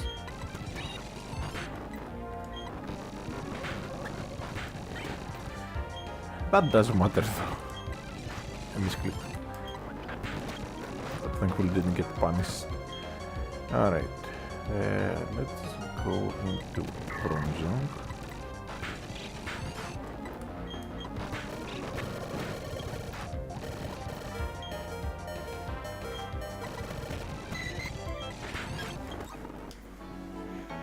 What's with these ultra unbalanced teams these guys have though? They'll have like 2 Gyaradoses and a Remoraid. At least make it an Octiller.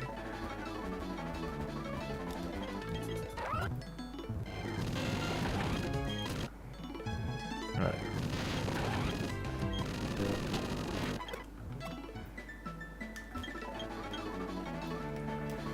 Now, is there a hidden item here? In Platinum, one of the heart scales is next to these guys, but I guess not here.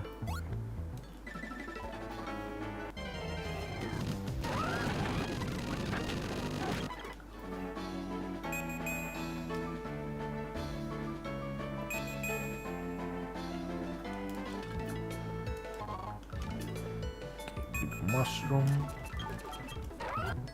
Then we have some items on these spots.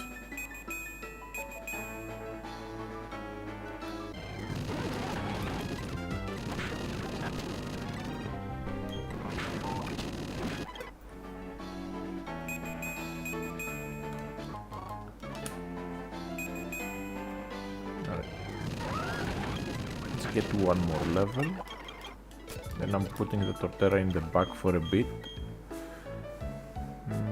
Let's raise the Scantang.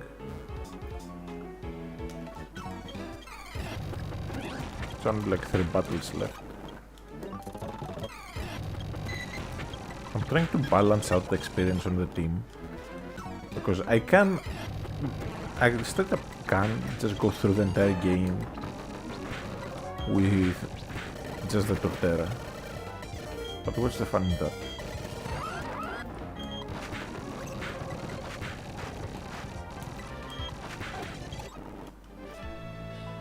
Right, so...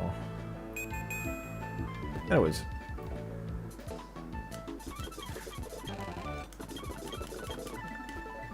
Fling might come in handy if I find some nice items to use it with.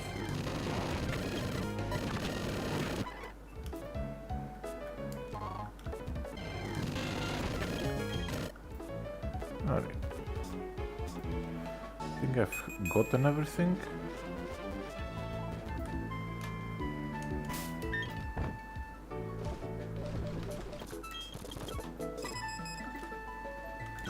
Let's get some extra experience. Over here.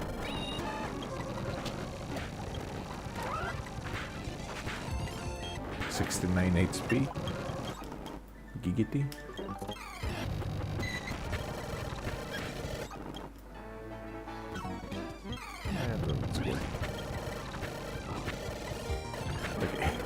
So I think I've gone for Poison Jab. Poison Jab does more unless Night Slash crits with the extra crit chance. Alright.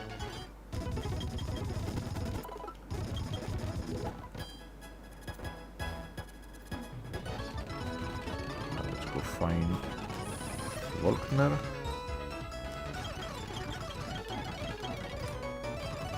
Another cool thing here is how you could see the league. Now, don't mind the white in the back, that's because the Smoom doesn't properly render it. But this was so cool back in the day. The Snorlax rock. Now, in this house here, they'll ask for a nature.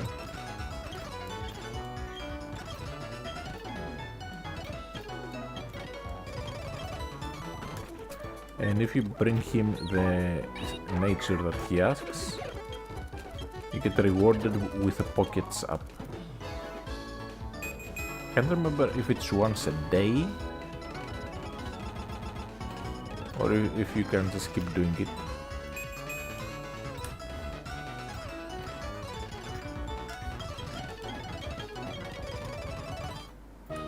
Alright. So for the gym itself, I can either use a Torterra and just sweep everything, or I can use Torterra and Gastrodon.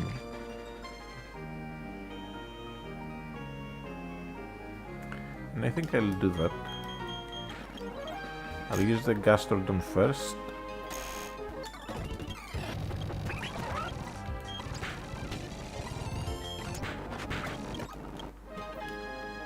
Okay, I regret using the Gastrodon first.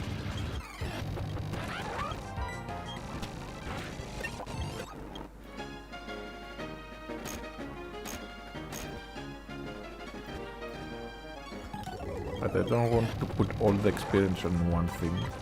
That makes sense.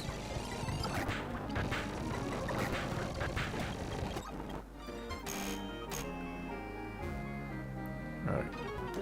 So after this battle, I go back and heal.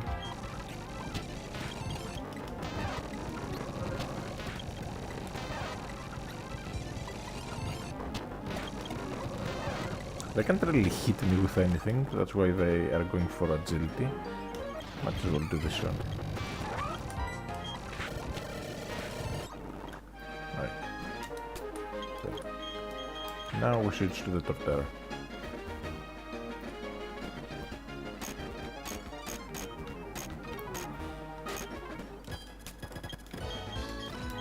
Fly. Heal up. And we have a few more trainers and Volkner with his awful team, because in this game there's not enough electric types to actually fill up a team. Now here we can buy seals.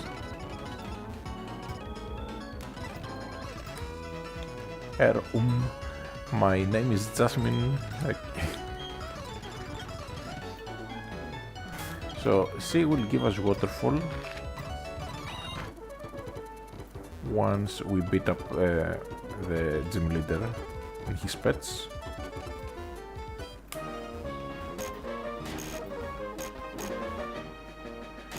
And then we head off to the league.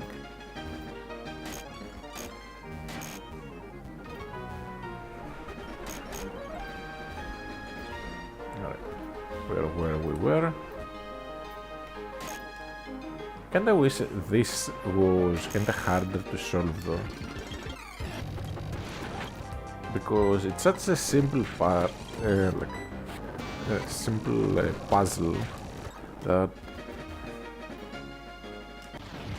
you'd have to try and fail to solve it in order to have trouble with it.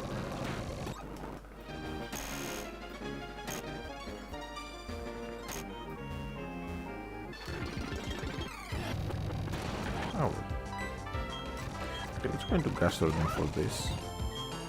Surf deletes it. Then Realize deletes that.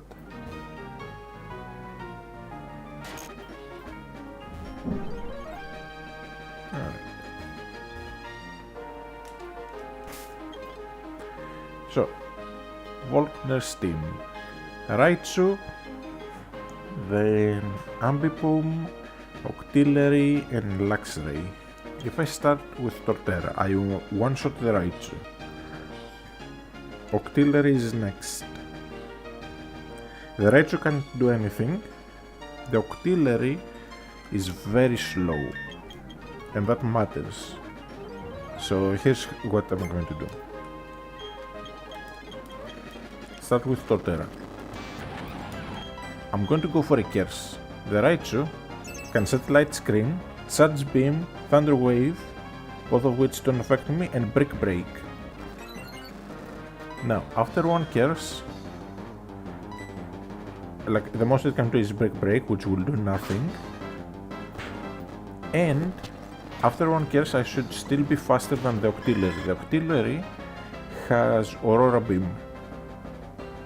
So Razor Leaf, okay, it should have been very close, but I probably take 1, just barely. And even if I don't, I have answers. I just need to not miss. Okay. Then Luxray comes in, it has Crunch, but I have a +1 defense, which means I might actually live. Okay. Then, going to Staraptor to bait out an electric move and get the Intimidate off. Then Gastrodon. I don't know why it didn't go for an electric move there. Don't critical hit this time? Okay, we're good.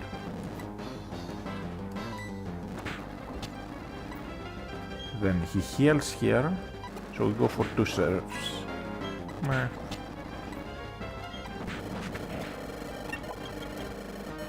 And then Ambipom is last, which Shockwave, Nasty Plot, Agility, Baton Pass. Basically, its only attacking move is Shockwave, which means it has absolutely no way to hit a ground type.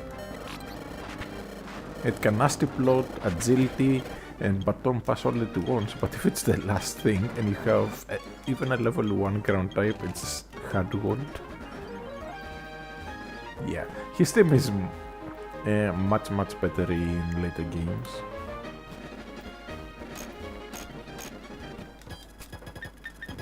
Alright. I was hoping to just sweep the gym with just Torterra, but oh well. If I had gotten like 1 more level on the Torterra though, I might have lived that Crunch. Or even outsped the Octillery, because it would be 82 speed times 0.9, so it would be 73 speed. And the Octillery outsped me. But Octillery is really slow also, excuse me for a moment.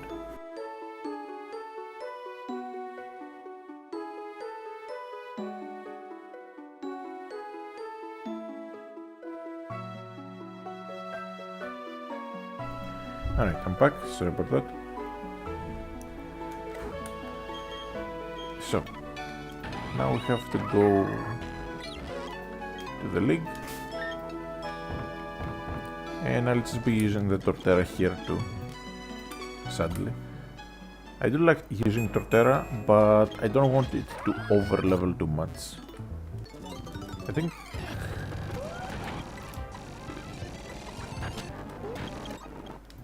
if it starts over leveling, I'll just not touch it at all for a while, so the rest of the team can just catch up.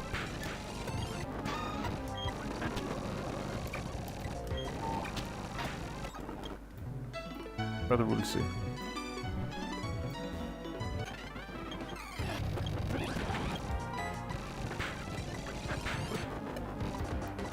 As long as these things don't go for bounce, we're fine staying in. Bounce will be annoying not because it will do much damage, but because of the paralysis chance. I might have a lot of antidotes, but I don't have many paralyzed heals.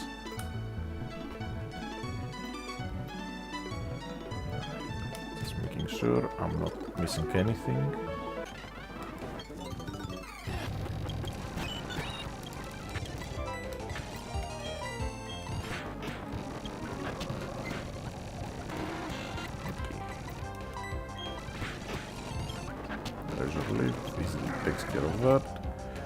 Razor Leaf and Aerial Ace this time. Another Razor Leaf. Epic Attack. Of course I miss. Okay, Giga Drain and Aerial Ace. That takes care of that. And we have, I think, 7 more trainers. Get an antidote. I'm almost out of antidotes with how much I've been getting poisoned. I think I had like 6 antidotes.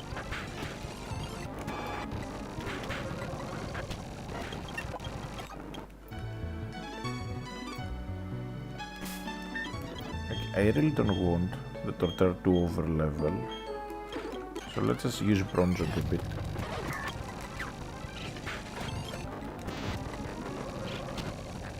Should have a pretty good matchup against most things here in the water. Now in Platinum, next to the Sailor, is one of the few hard scales.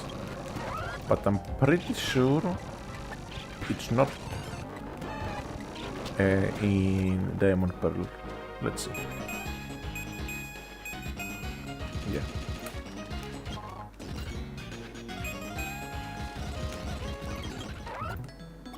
Oh, maybe here? No.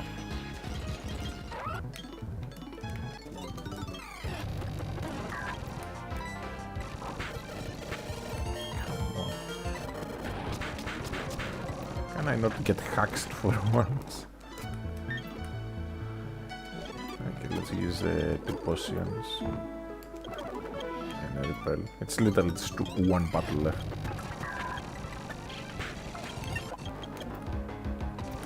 Okay, Pelipper.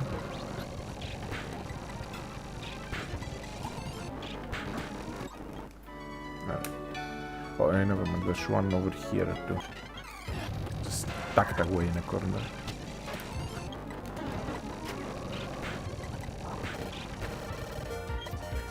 Ah, 1 HP. Lovely.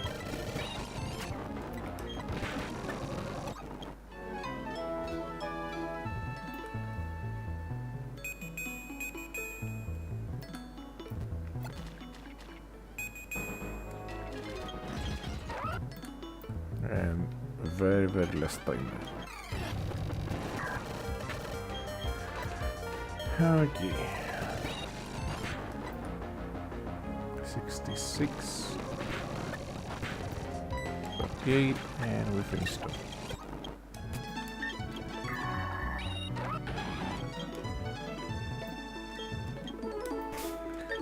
Oh, I forgot to put waterfall on the barrel. Okay.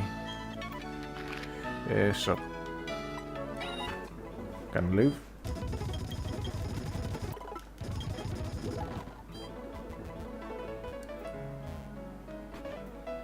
Move the litter. Get rid of the fog. Then the barrel and get rid of strength. Then we'll give strength to the Staraptor. Oh, it doesn't get it. Okay.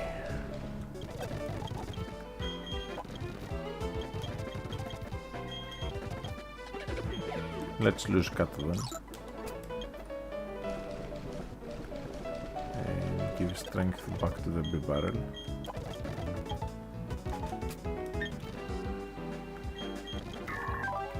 Then for moves, do we need anything else? Like I can give a return to the Staraptor or something. I should have a return, right? Yes.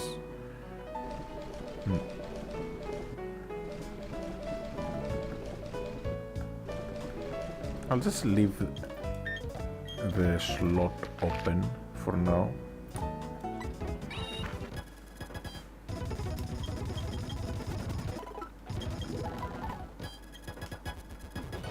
And we'll see.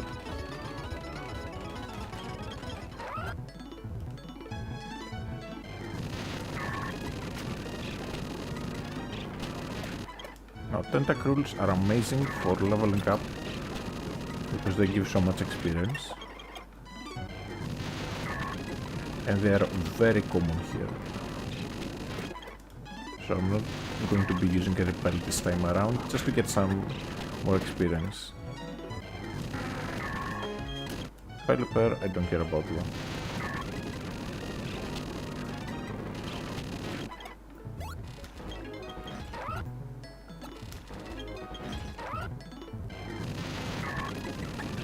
I want to get one level maybe.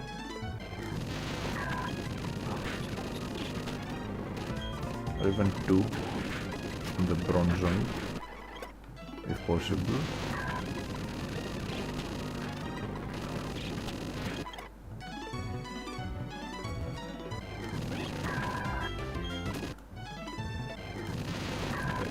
Tentacruel, perfect.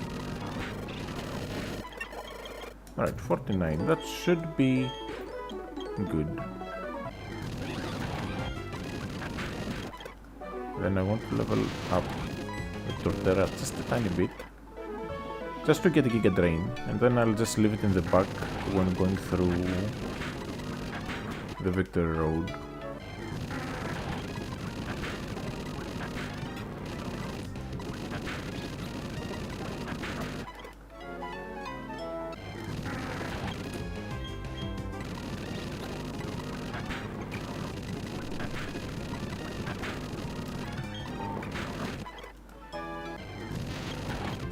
Finally a Tentacruel. Okay, there's the Giga Drain. So Mega Drain gets deleted. And we get Giga Drain. 50% stronger. Nice. Alright, do I need to level up anything else? Maybe the Skuntank just once.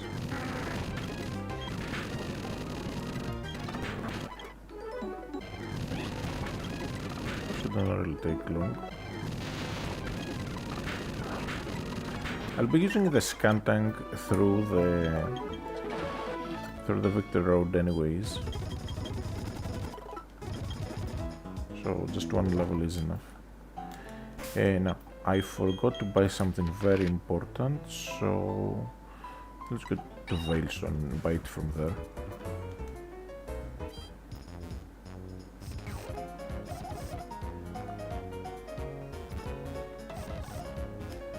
Also, let's get the up thingy. For vitamins, Carbos goes to the Skuntank, Protein goes to the Skuntank this time.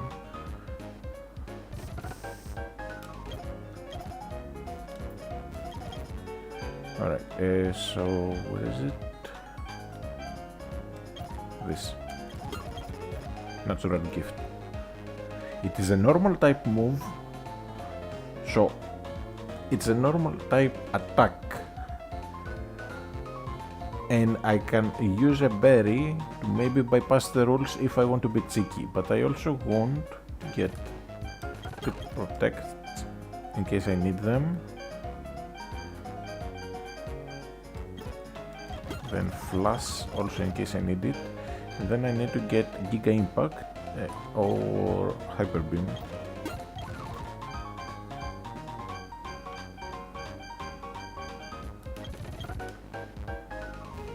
But the important thing to get, if it even is available, is here.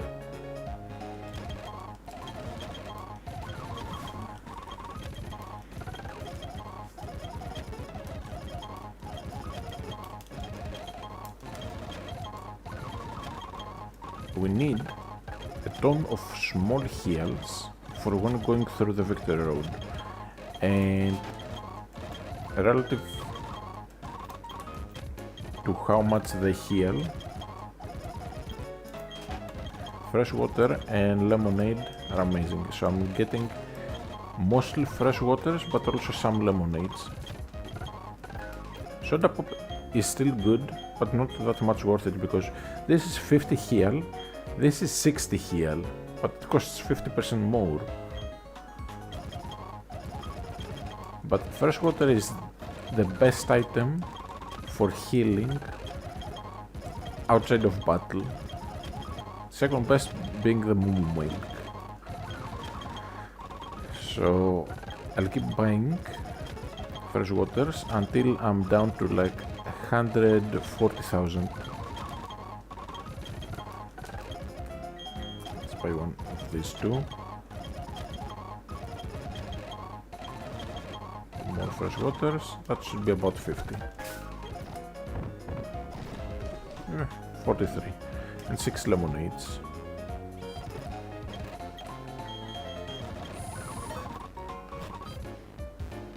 Very useful.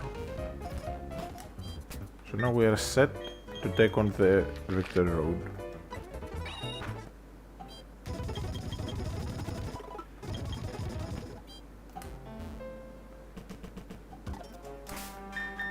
Alright, let's do this.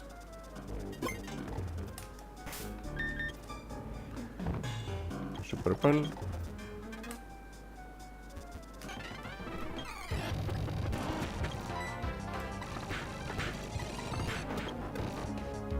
Staraptor.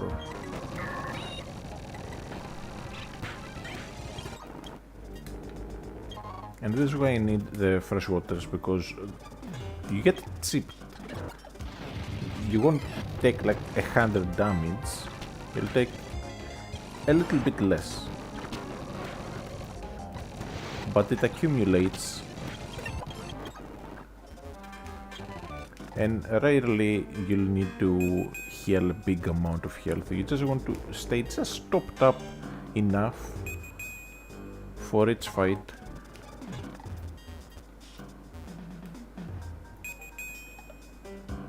And that's where the fresh waters come in. So for example here, I'll use one on the scan tank, and we can continue.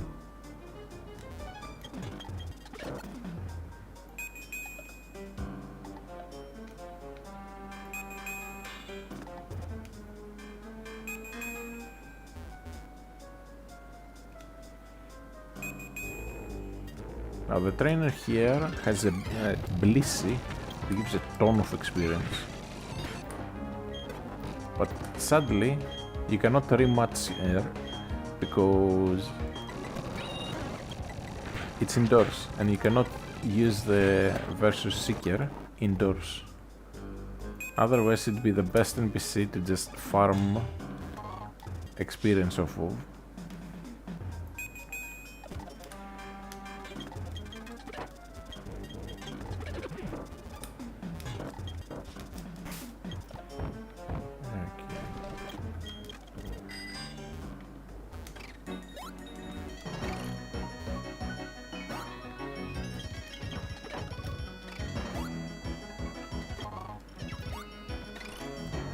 Let's douse.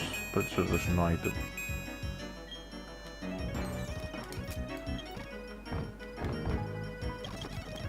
I guess there is one.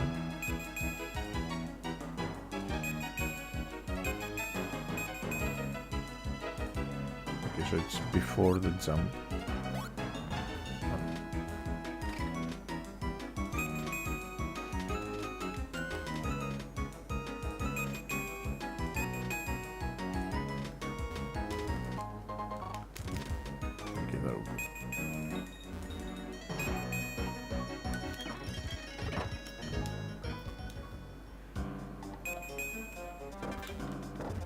Difficult strength puzzle. Let's go into Gusto again.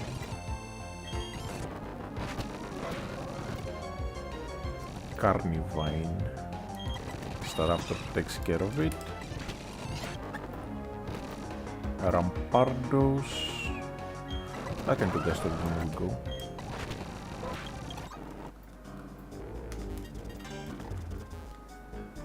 I could have used the Torterra too, but like I said, I will avoid using the Torterra too much.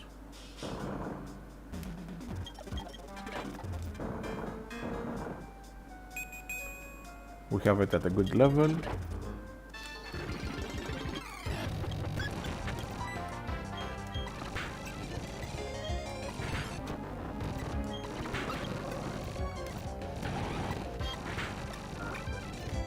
But I need to start thinking of how I'm going to beat Cynthia, because Cynthia in this game is actually higher level than on Platinum. And by a lot.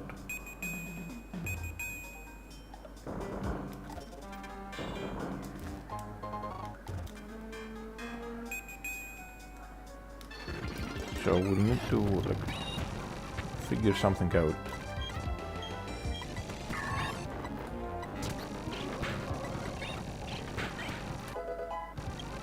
Alright. Hippowdon. Let's go into Gastrodon. We hard wall. Yes, I'm doomed. Isn't really going to do anything. And we level up. Then go down, up. And we follow the other path just to get the Stone Edge TM. That's back here.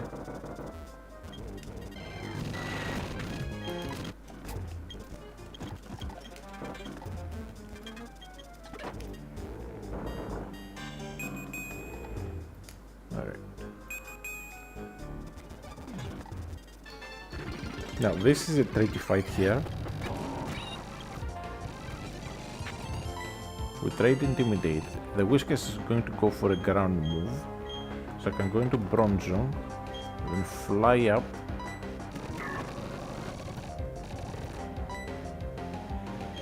And then Extrasensory the Staraptor.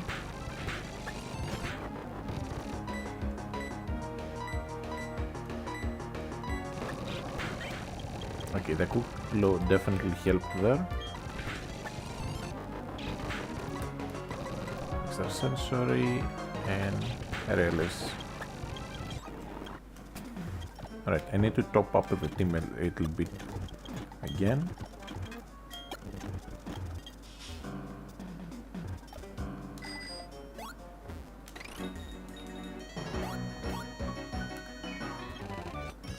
Alright, so that's Stone Edge.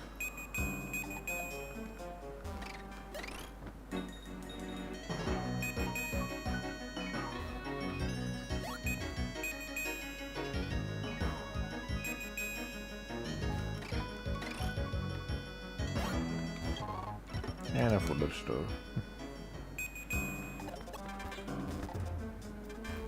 Alright.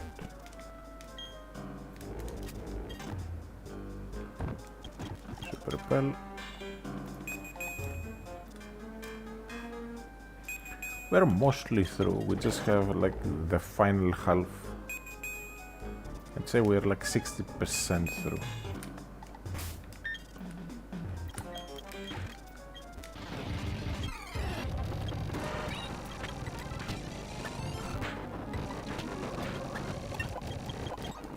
Okay. Ooh, Brave Bird. That's a nice final move to have. Bit sacrificial, but definitely nice. Lots and lots of potential damage.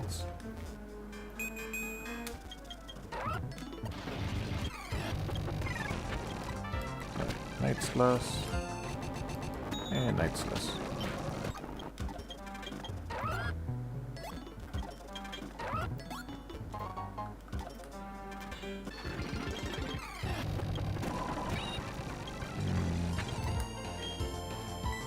I'm going to double target the Medicham.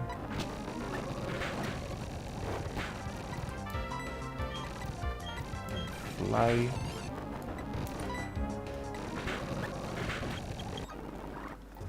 Yeah, I was right there. The Gyarados wasn't really something to worry about.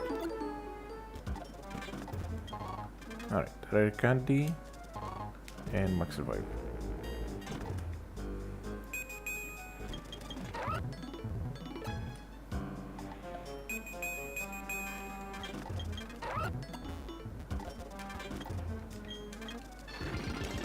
One of the rocks there has an item, if I remember correctly.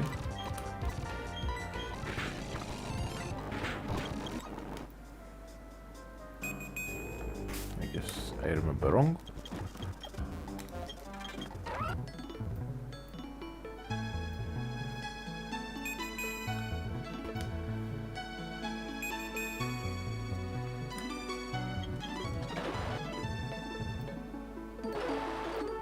Dragon Ball Stiam.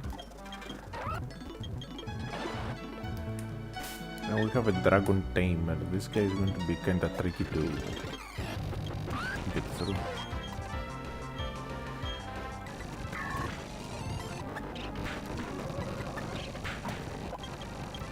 Thankfully he didn't have Dragon Rage.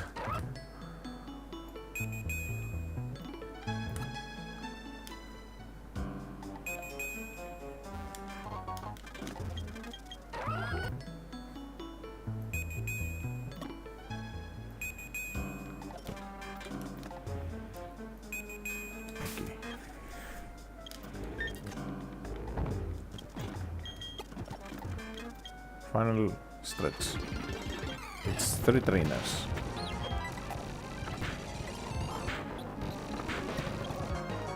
Okay, Golem. Gastrodon takes care of that. Empoleon, Gastrodon also takes care of that.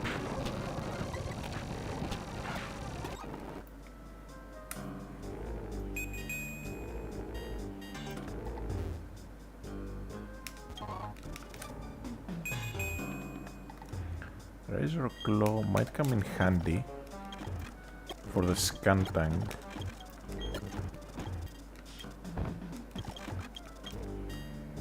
Since high critical hit rate goes well with Night Slash, and I don't have Scope Lens yet, so that can be a nice alternative to Scope Lens. Let me size you up. You're going to become even tougher. You'll meet many Pokemon. That's what you should be thinking. Eventually the world will grow bigger to you. Yeah. I still don't know why he feels the need to like obstruct the path there. Anyways, over here is Dark Pulse. Behind the hardest strength puzzle ever.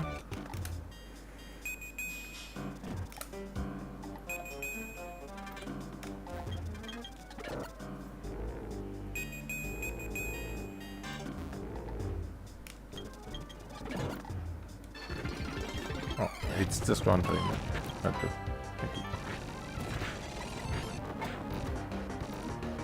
Okay, Gabite. No, Gible again, I guess.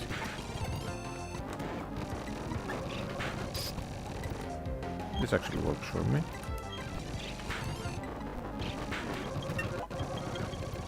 Faint attack? No. We cannot use it. And even if we could, I wouldn't, because it would suck coming off of a Bronzong.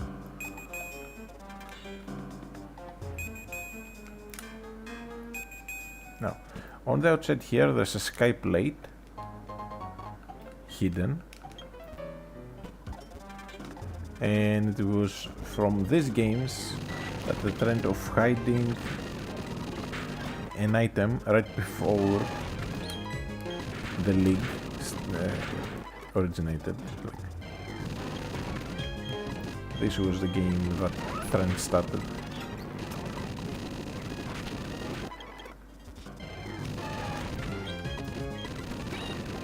Now I'm just training the team up a bit.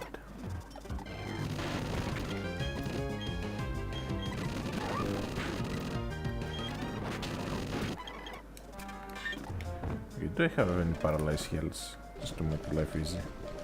I have 2. Now Zinc goes on the Bronzong. I will need the Bronzong for Lucian.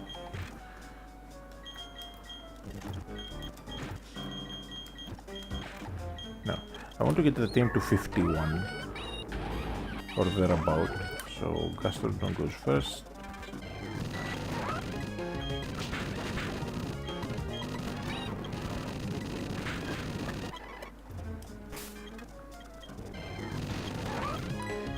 Steals.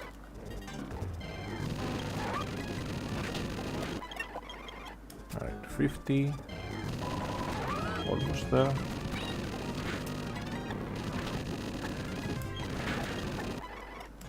So much for having 2 paralyzed heals. I'll need to buy some status heals,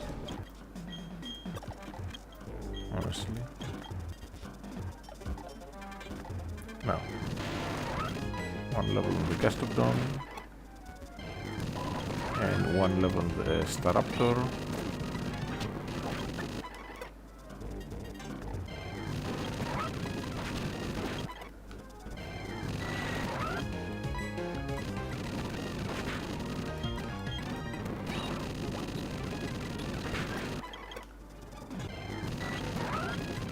We'll see after that.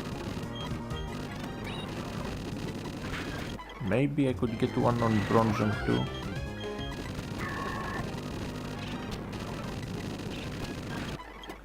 But for Bronzong it wouldn't be as easy.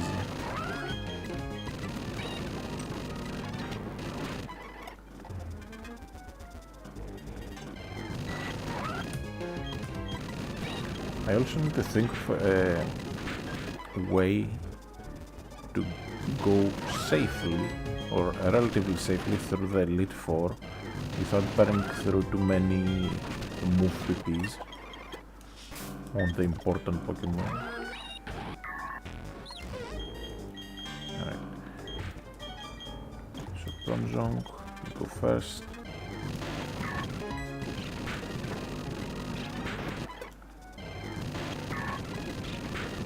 One level here, 68 HP, one away from the magic number.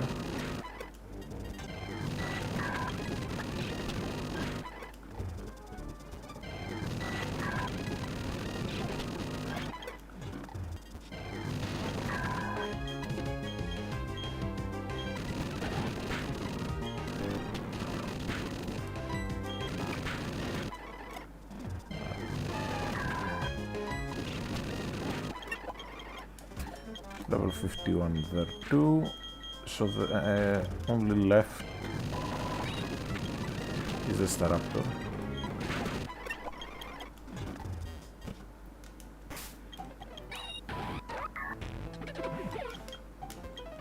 We are seriously under-leveled because the league assumes you'll use items during battle. Alright. So let's see. I will need a lot of revives.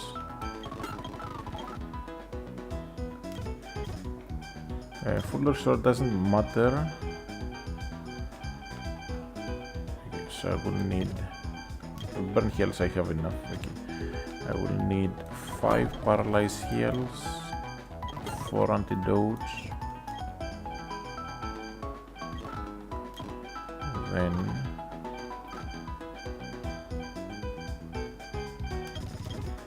how many lesser heals do I have? 32 full fresh waters, 6 lemonades, and 31 moo milks. Okay, we should be fine. Okay, we have a rival battle next. So let's see. Start like this.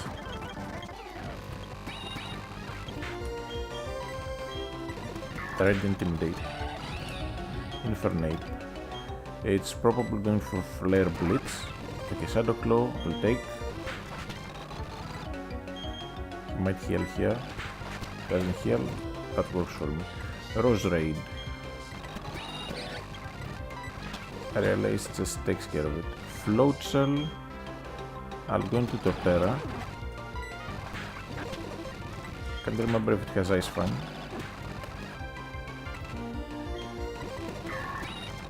Into Bronzong, Hypnosis, then 2 extra sensories.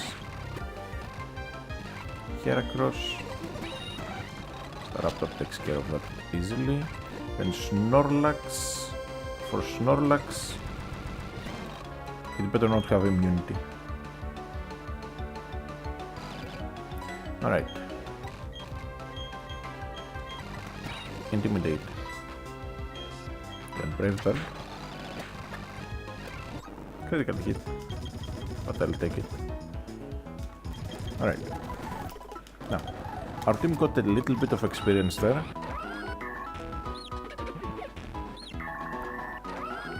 So I think I'll quickly go round out said experience with the Victory Road after I save, of course, and after I pull up the Elite Four.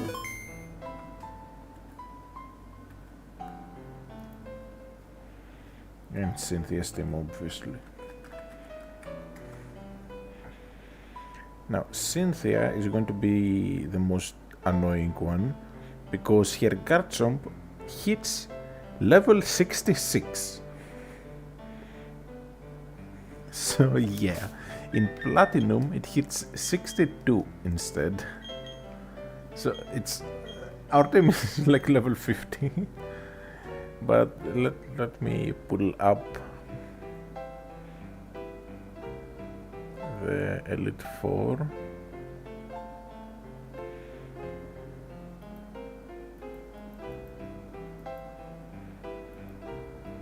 Alright. Aaron has a complete pushover of a team, but even he is like level 57 on the Drapion. Then Bertha, 59 on the Hippowdon, and so on.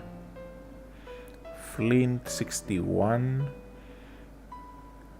Lucian, 63. Yeah, they are pretty high level.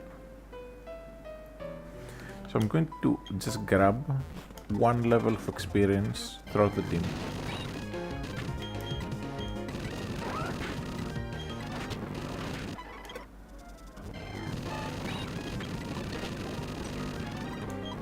Except for Staraptor, where it will be one more level. Basically 52 on the Staraptor, and 52 on pretty much the rest of the team too.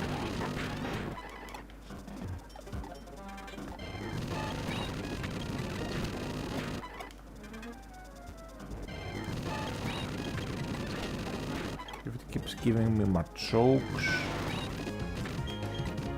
that's going to be quite helpful.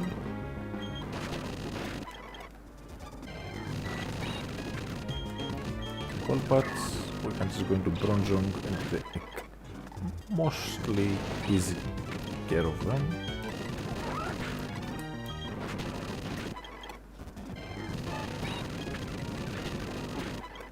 Now, normally I wouldn't do this, but we are not allowed to use items in battle. So I can't have no choice but to make sure my team is in as perfect of a shape as possible. It's not like I'm over leveling or anything. I'll still be one level lower than the weakest thing the Elite 4 has.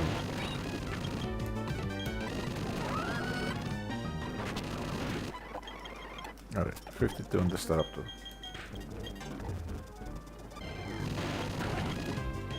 Drain to get my health back.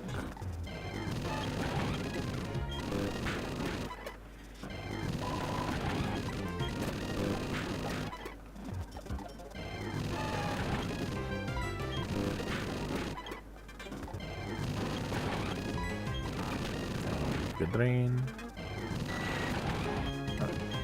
Bronzong. Of course it lives on 1 HP. Why wouldn't it? Alright, next up, Skuntank.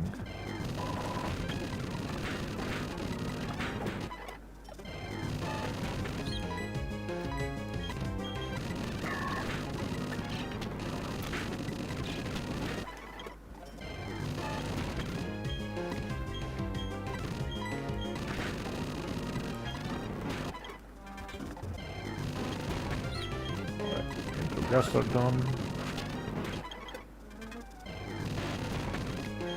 Gastrodon doesn't blow up, that's good.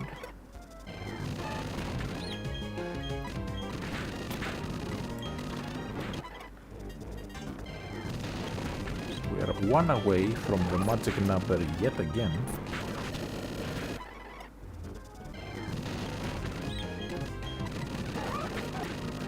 Alright.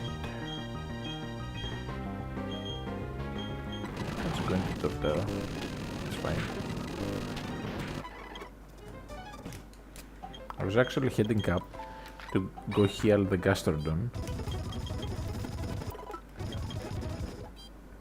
Now, the bottom here has the same encounters as the top, so it doesn't matter which side we are on.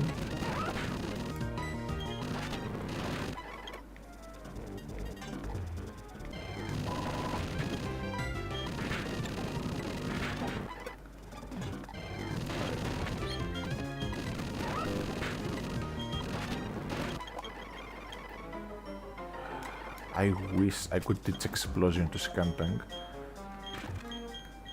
Would be really helpful.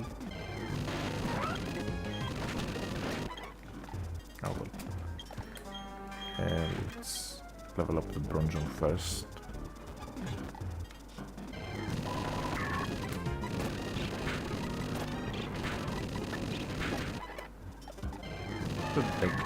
Shouldn't take long at all.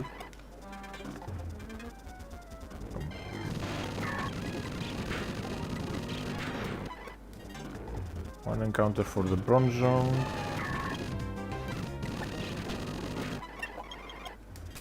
And then one encounter for the Gastrodon.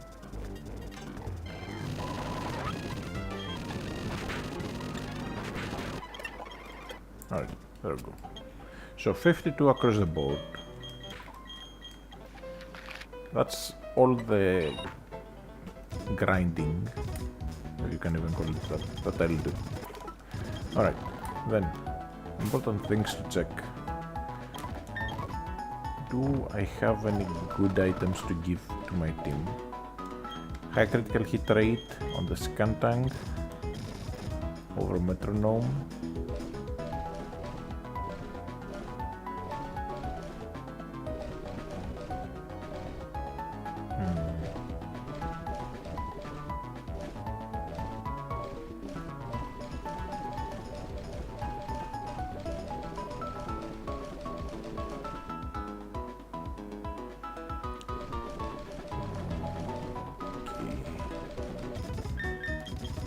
Where can we get the Miracle Seed for Torterra?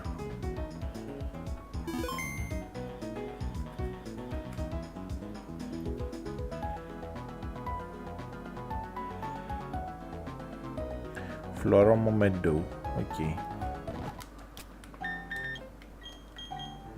Because Torterra has to make do with Big Root, which is kinda trash.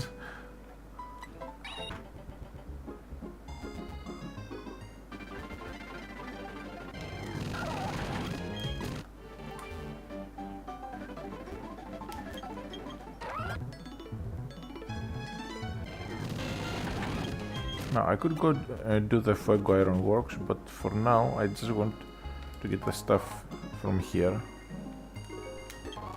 Okay, Miracle Seed.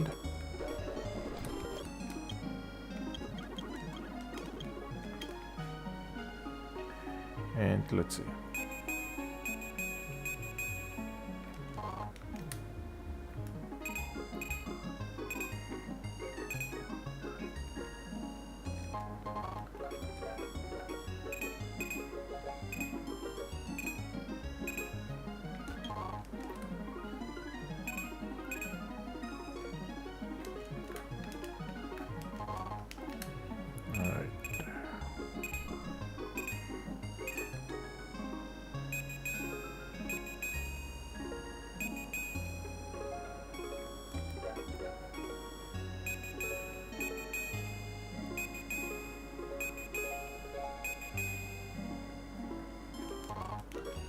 Antidote.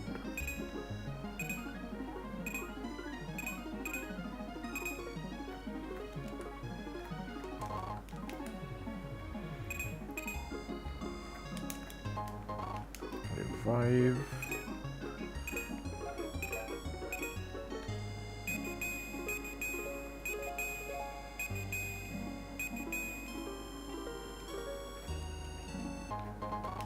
Definitely potentially useful items.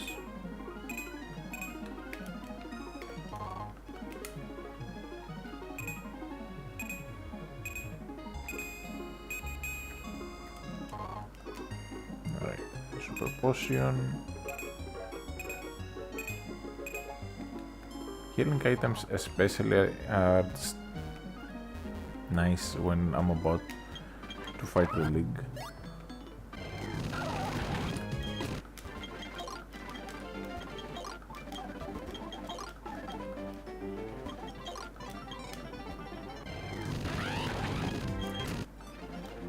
I'm only going to grab the items around. I'm not going in.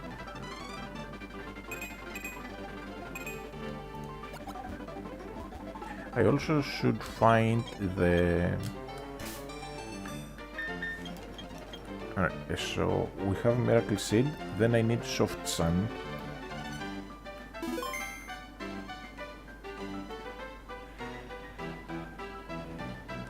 Soft Sand is in Mount Coronet, but where?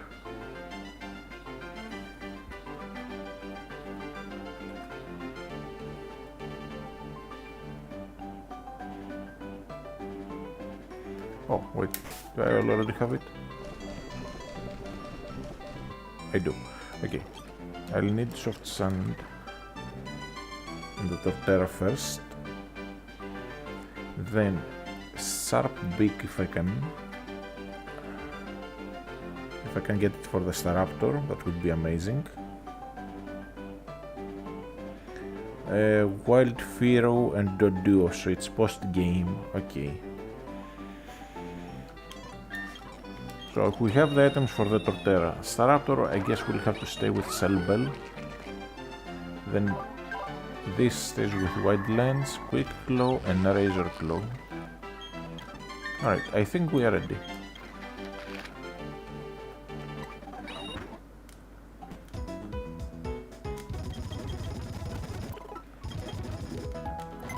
Now, we can get the Dialga on the team.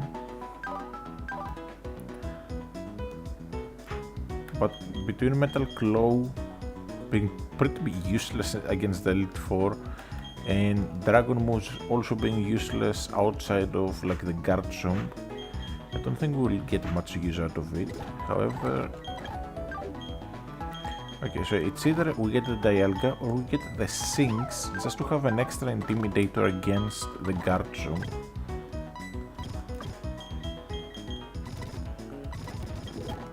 But I know it's going to die in no time, so... Where is it?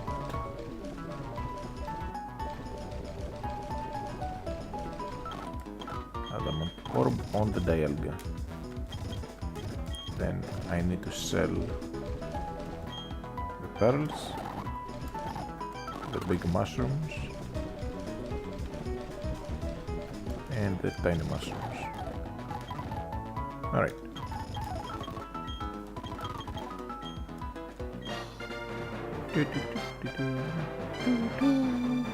Now, he'll actually play that sound and tell you that you have the badges even if you don't have them. Like if you sit your way here, he'll still let you through, which I do find kind of funny. Alright. Saving a lot of data because it flipped some important flags. No. 5 Elite Four. Let's do this.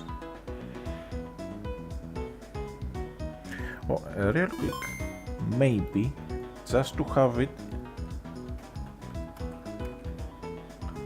Silk Scarf. Where can I pick that up? Veilstone Game Corner. Okay. Very quickly, I'm going to go grab a Silk Scarf. I have spare money.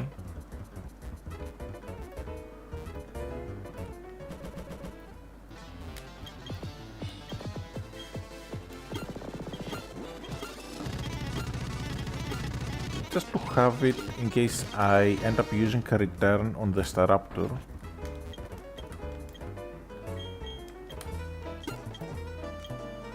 I have a wide lens, zoom lens is kinda pointless, and metronome. Can also get Giga Impact on the Staraptor. 20,000 coins. How much money would that be? 20,000 coins, that's 4... wait. That is 40,000 money. No, 400,000 money. Okay.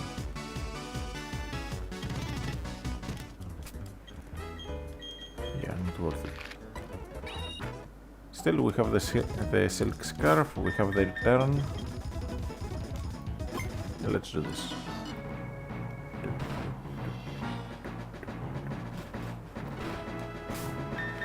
Now, I won't start with the Staraptor, I'll start with the Bronzong, because he starts with Dustox, and I want to avoid the poison.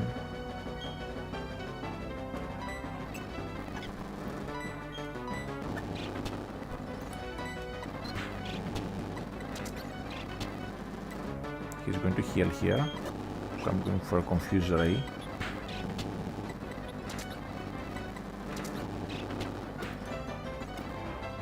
Okay, Beautifly, Energy Ball, Bug Buzz, Psychic, Shadow Ball. Staraptor easily clears that with a fly. Then Drapion comes in. This is where we have the Torterra. The Drapion is going to come in and has Ice Fang. Torterra should be able to just barely live. Then Earthquake. It went for Aerial Ace because it still thinks it's super effective even though it does less.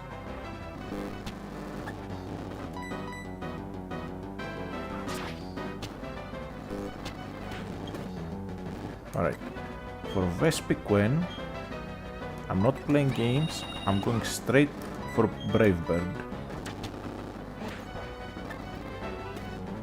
And then Heracross, Aerial Ace should just kill. Alright. For Bertha now. I'll switch to Miracle Seed. The Miracle Seed is for Bertha. The Soft Sand was for the Drapion specifically. So Aaron is down. Now. Lemonade. Then Potion here. Actually I should have just fresh watered. Alright. There's no Gliscor in this game. So we'll have a much easier time getting through Bertha.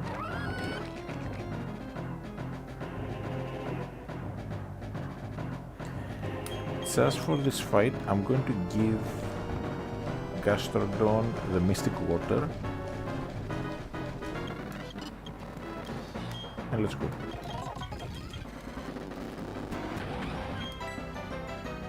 Now, I can go for a Curse here. She has nothing to hit me super effectively with. There's not a single super effective move against the Torterra. So I can afford to go for a Curse and then Razor Leaf and go for a Sweep. Except for that BS. That was legitimately 33 accuracy and she hits it the first time. Okay. If that's how she's going to play,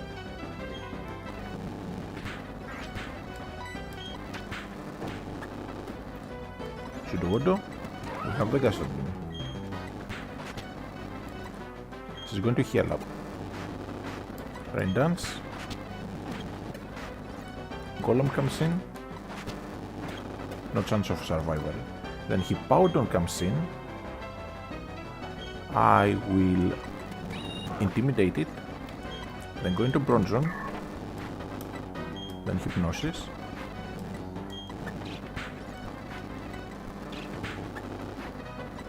Waste the item. Then Confuse Ray. I will go into Gastrodon. She is going to heal, most likely. She doesn't there, but that's fine. Because now Staraptor can actually kill. But that was BS.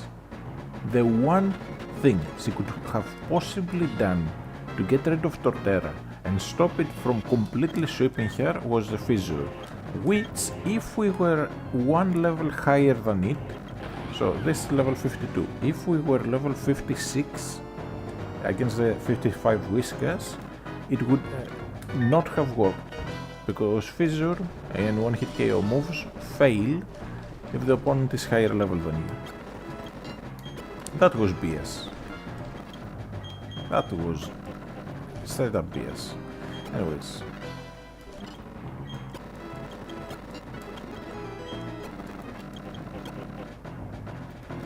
Alright, so we've healed up. Let's see Flint.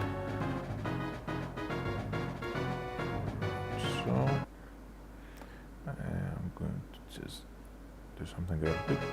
I just save state instead of normal saving, because if we end up against Cynthia at the end and we don't have an answer, then we're screwed. Now, C starts with Rapidas. So I'm going to start with Gastrodon. Now, C might try to set up a Sunny Day. Gastrodon has Rain Dance. If I can set up the Rain Dance against him, then we are literally set for the rest of it.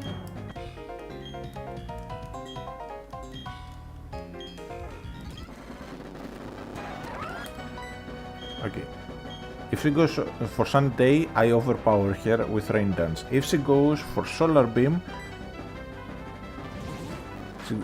okay, Bounce, that's the best result. I just need to not get paralyzed here. It missed. This should kill. Mystic Water, Infernape, Stab. Okay, Infernape comes in. Infernape has Flare Blitz, Thunder Punch, Mach Punch and Earthquake.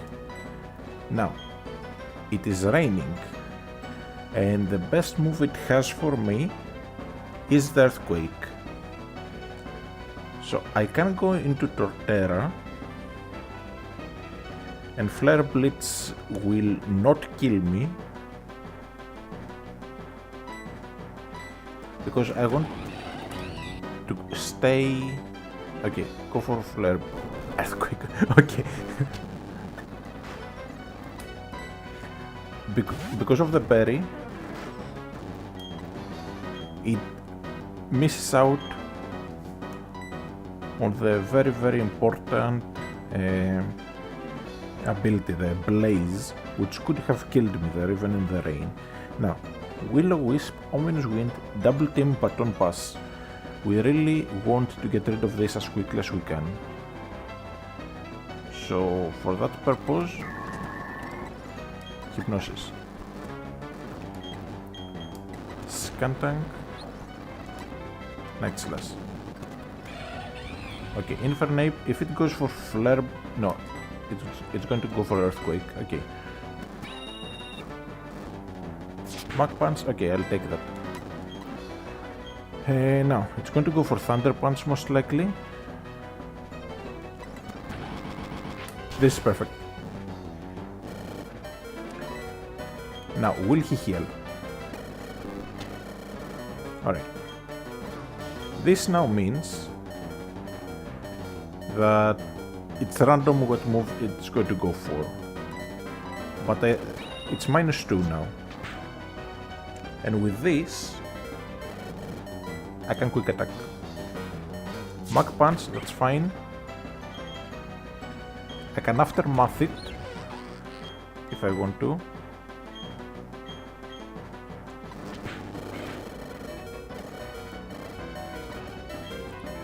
Alright. Hypnosis. Torterra. Overgrow, Razor Leaf. Then Drift Beam. We should outspeed the Night Slash.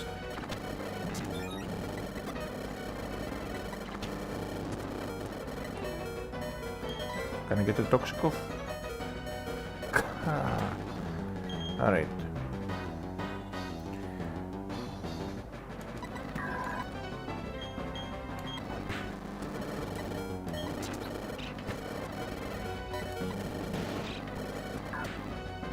Okay, this is fine. I just need Surf to hit. That resets everything.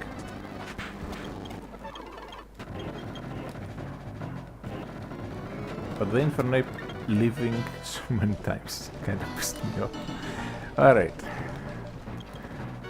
We are through the hardest fight so far.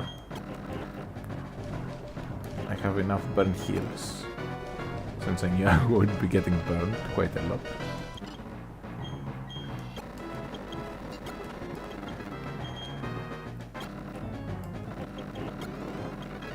Alright.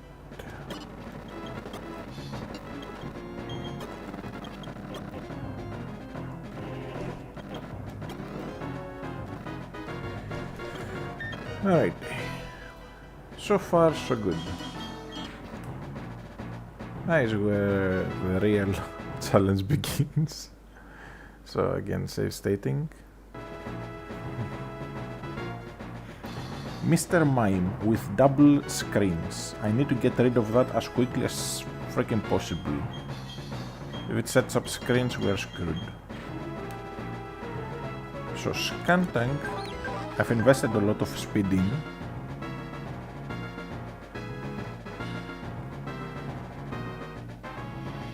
So Night Slash Stab should do some good stuff. Then Giraffe Rig.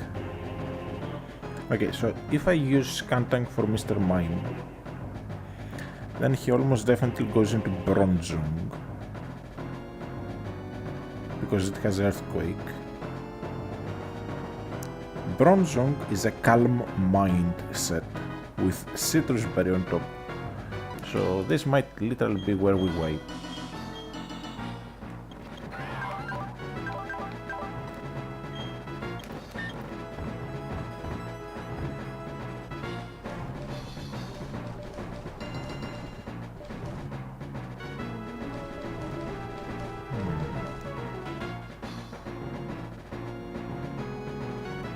Do I dare? Stealth Rocket, it won't really change much.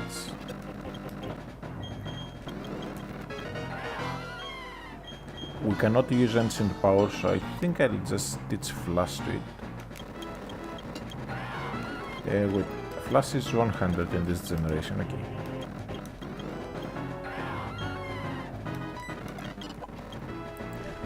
Then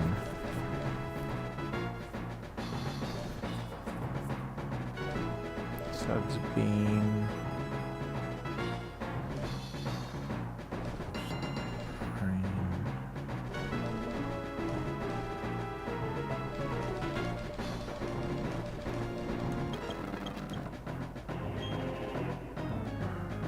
This might actually be my best bet here. Psych up the Calm Minds.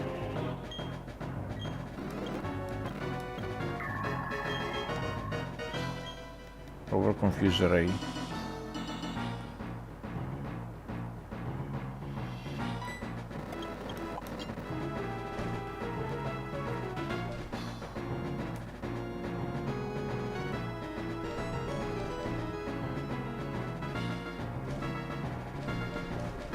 What other options do I have?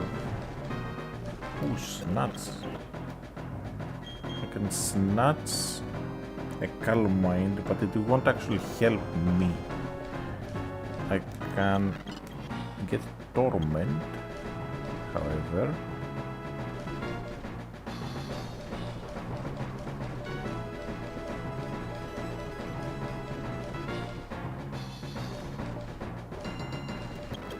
Okay, perfect.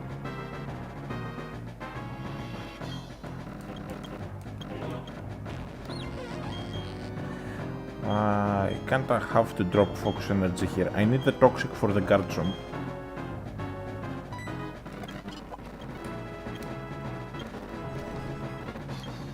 Alright. So first turn, we don't. Then we Night Slash sweep as much as we can.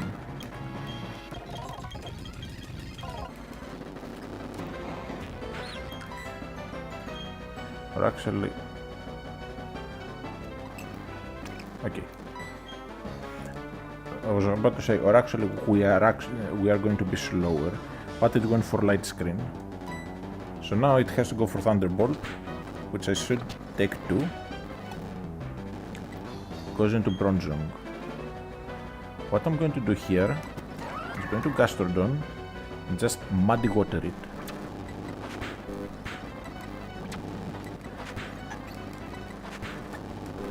The goal is to drop the accuracy.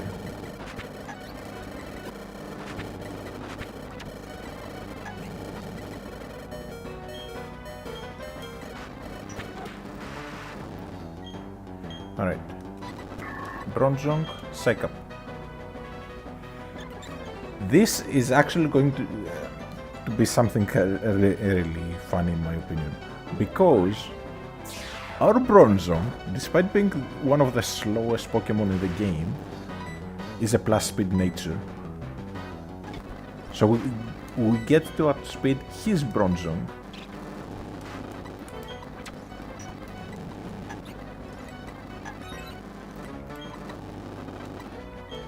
So now we are like two immortals stuck in a fight where the winner is whoever gets a critical hit first.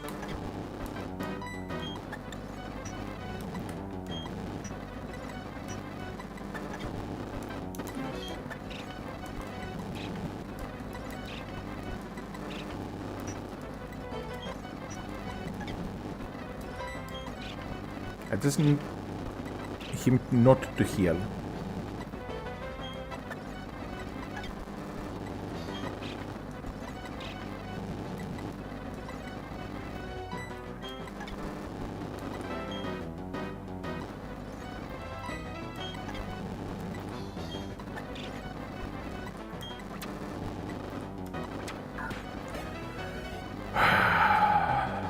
Okay.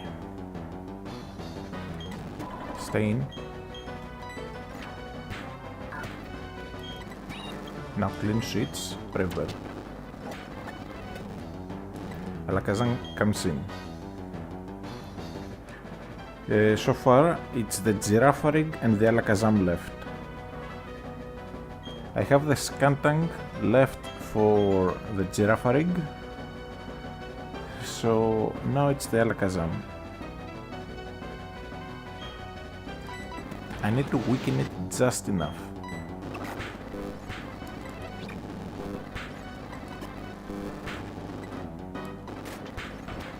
Okay, perfect.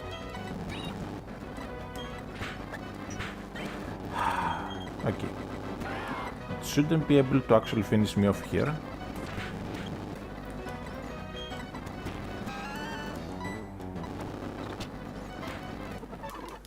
Alright. We make it through.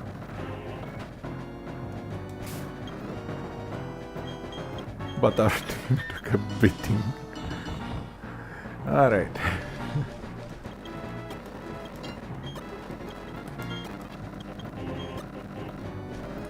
Was very much not according to plan, but I'll take it.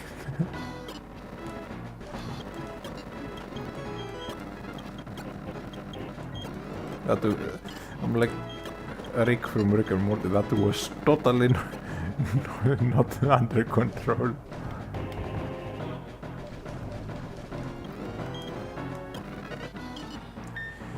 Now, Lapaberry. I only have two. Okay, Hazarders. Okay, I need Earthquakes. Definitely. I need Muddy Waters. For this one, I'll just use Elixir. Okay.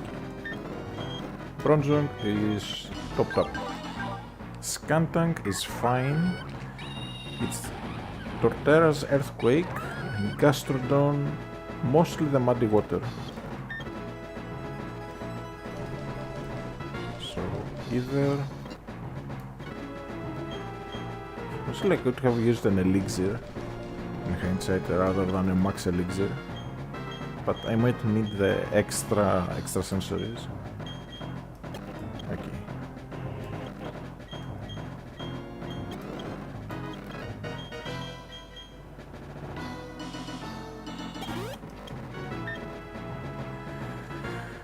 Alright, moment of truth. How do we get through this? We're at Cynthia.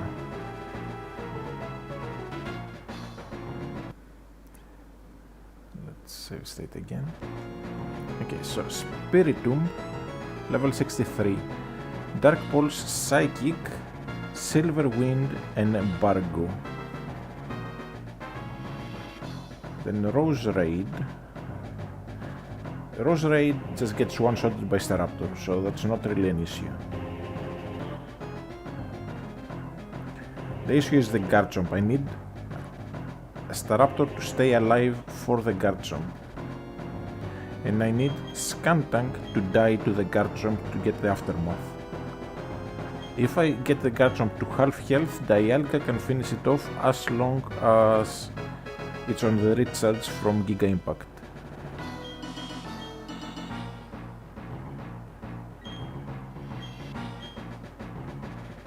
Bronzong can actually take a Dragon Rush from Garchomp. Dragon Rush has increased critical hit rate, right? Oh no, it's just the flinch chance. Why do you remember it having increased critical hit? Anyways, the Milotic is going to be the problem. If I had taught the Gastrodon Magic Code, we could have used that, kinda. But yeah, for Milotic, I don't know what I'm going to do, like legitimately. My best bet is just putting it to sleep and then just switching to Torterra, hoping that it doesn't wake up and hitting it hard enough to where Staraptor can Brave Bird it to death.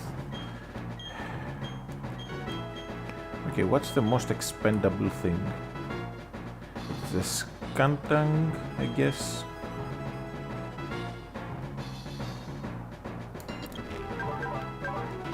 If I can get like a poison.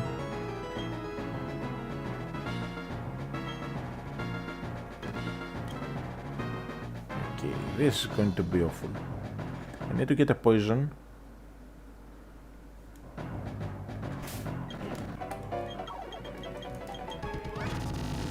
First turn.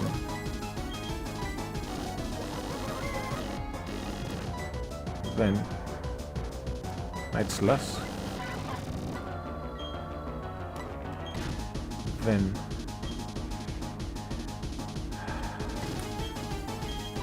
Night Slash again. She heals, so we go for Toxic. And I miss.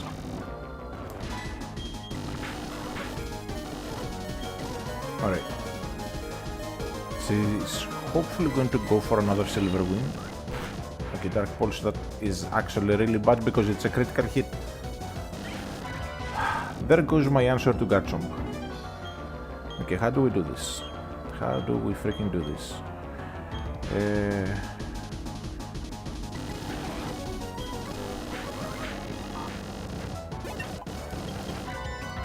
Milotic. Bronzong. Hypnosis. I need to stay asleep.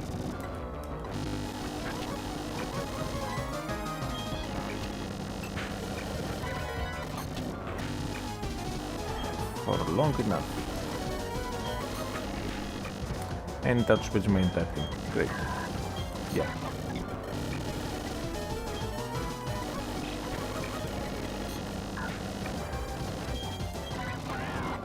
And we lose here.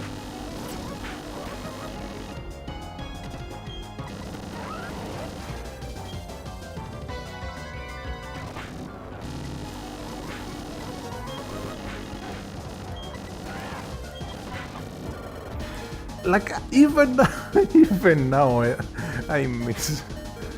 Okay. Okay, so challenge is dead here.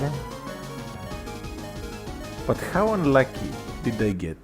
Okay, challenge is dead, but in the interest of just throwing shit at the wall until something sticks, let's try again to see how we could have done it. I'm not repeating the challenge, this was just an excuse to play the game essentially. After all these years. Of course it gets the +1.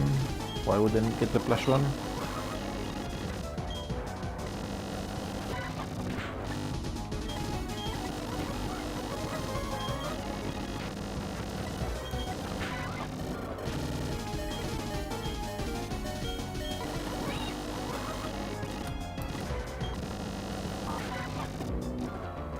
Okay, Milotic.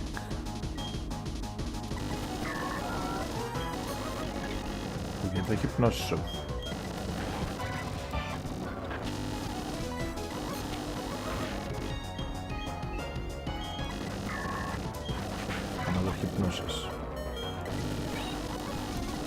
Castor needs to Brave Bird once. She heals here. Oh, okay, she doesn't. Gastrodon. I've lost the Torterra.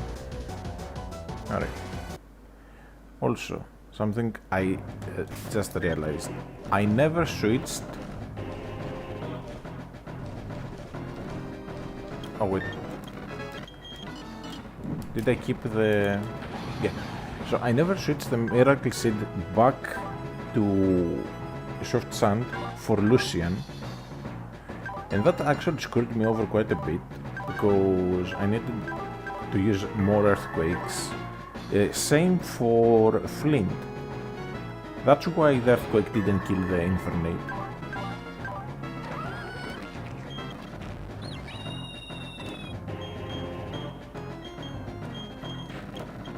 Now let's try this.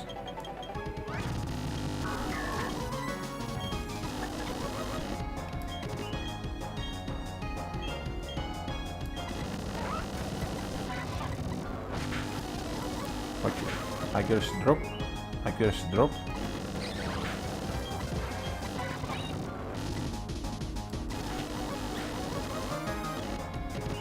Milotic. Into Bronzong, don't surf.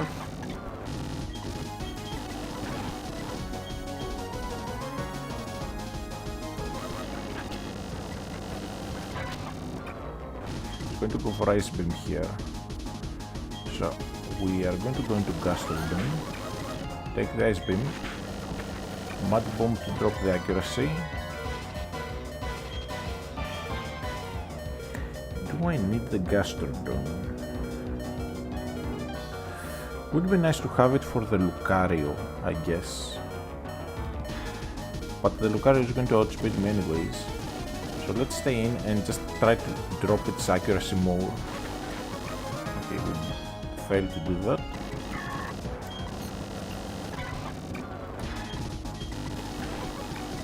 Don't wake up.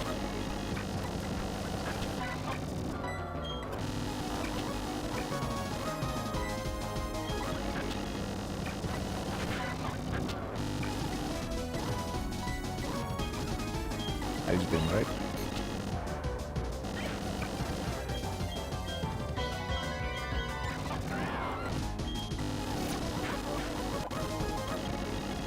Okay, Garchomp comes in. Skuntank into Bronzong. Perfect. How the frick did I miss? Okay.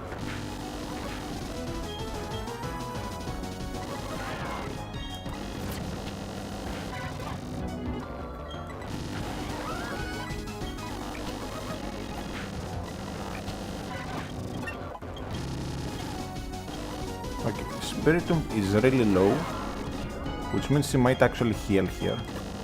Yeah.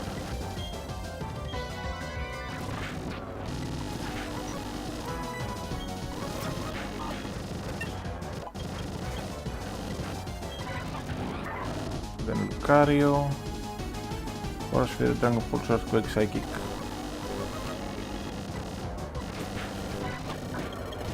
Okay, so the battle is doable. But the challenge is dead because it took me like 3 attempts.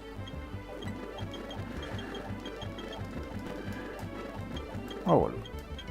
It is what it is. Again, this was just an excuse to replay Diamond. I'm not even going to do the post game or anything. But I might do a playthrough of Brilliant Diamond at some point. We'll see the things we got.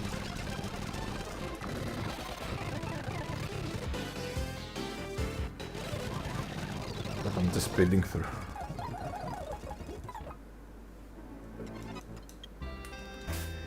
Alright, so we ended up with a team of like mostly 53s and 152. Meanwhile, the weakest thing in all of the league is Aaron's, Dustox and Beautifly at 53. The league ends up at like 66, like it's very unbalanced. Thankfully in Platinum they changed it to be much more reasonable. Like they start at 49 and cap out at 62. Like if you can use items, then you can beat it even with level 40s. You just need one intimidator and some items, and then you can pretty much beat Cynthia hands down easily, especially if it's X items. But the part of the challenge is no items allowed. So yeah, anyways, I'm just going to end it here for today. Thanks for watching. I'll see you all hopefully tomorrow if I have some time to stream. I'm thinking of just doing another stream with a girlfriend where we just go through road on Frontier. But we might just do something else. I do play a lot of games with her off stream, which is why I've been streaming less. It's not just that I've been busier outside of that, but I don't want to play a lot of games without her because then I'll just end up burnt out, if that makes sense. Anyways, we proved that it's doable, just if you don't get hacks repeatedly missing 90-95 accuracy moves over and over and over and getting critical hit twice and so on. So yeah. Have a good day, night, whatever it is there, everyone. And for the people on the YouTube side, just leave a like so it will help with the algorithm. And also I might start posting some general videos on the YouTube side. I have some I'm thinking of making, but I'm a bit too lazy to record them. We'll see. Anyways, I'm just going to get some rest.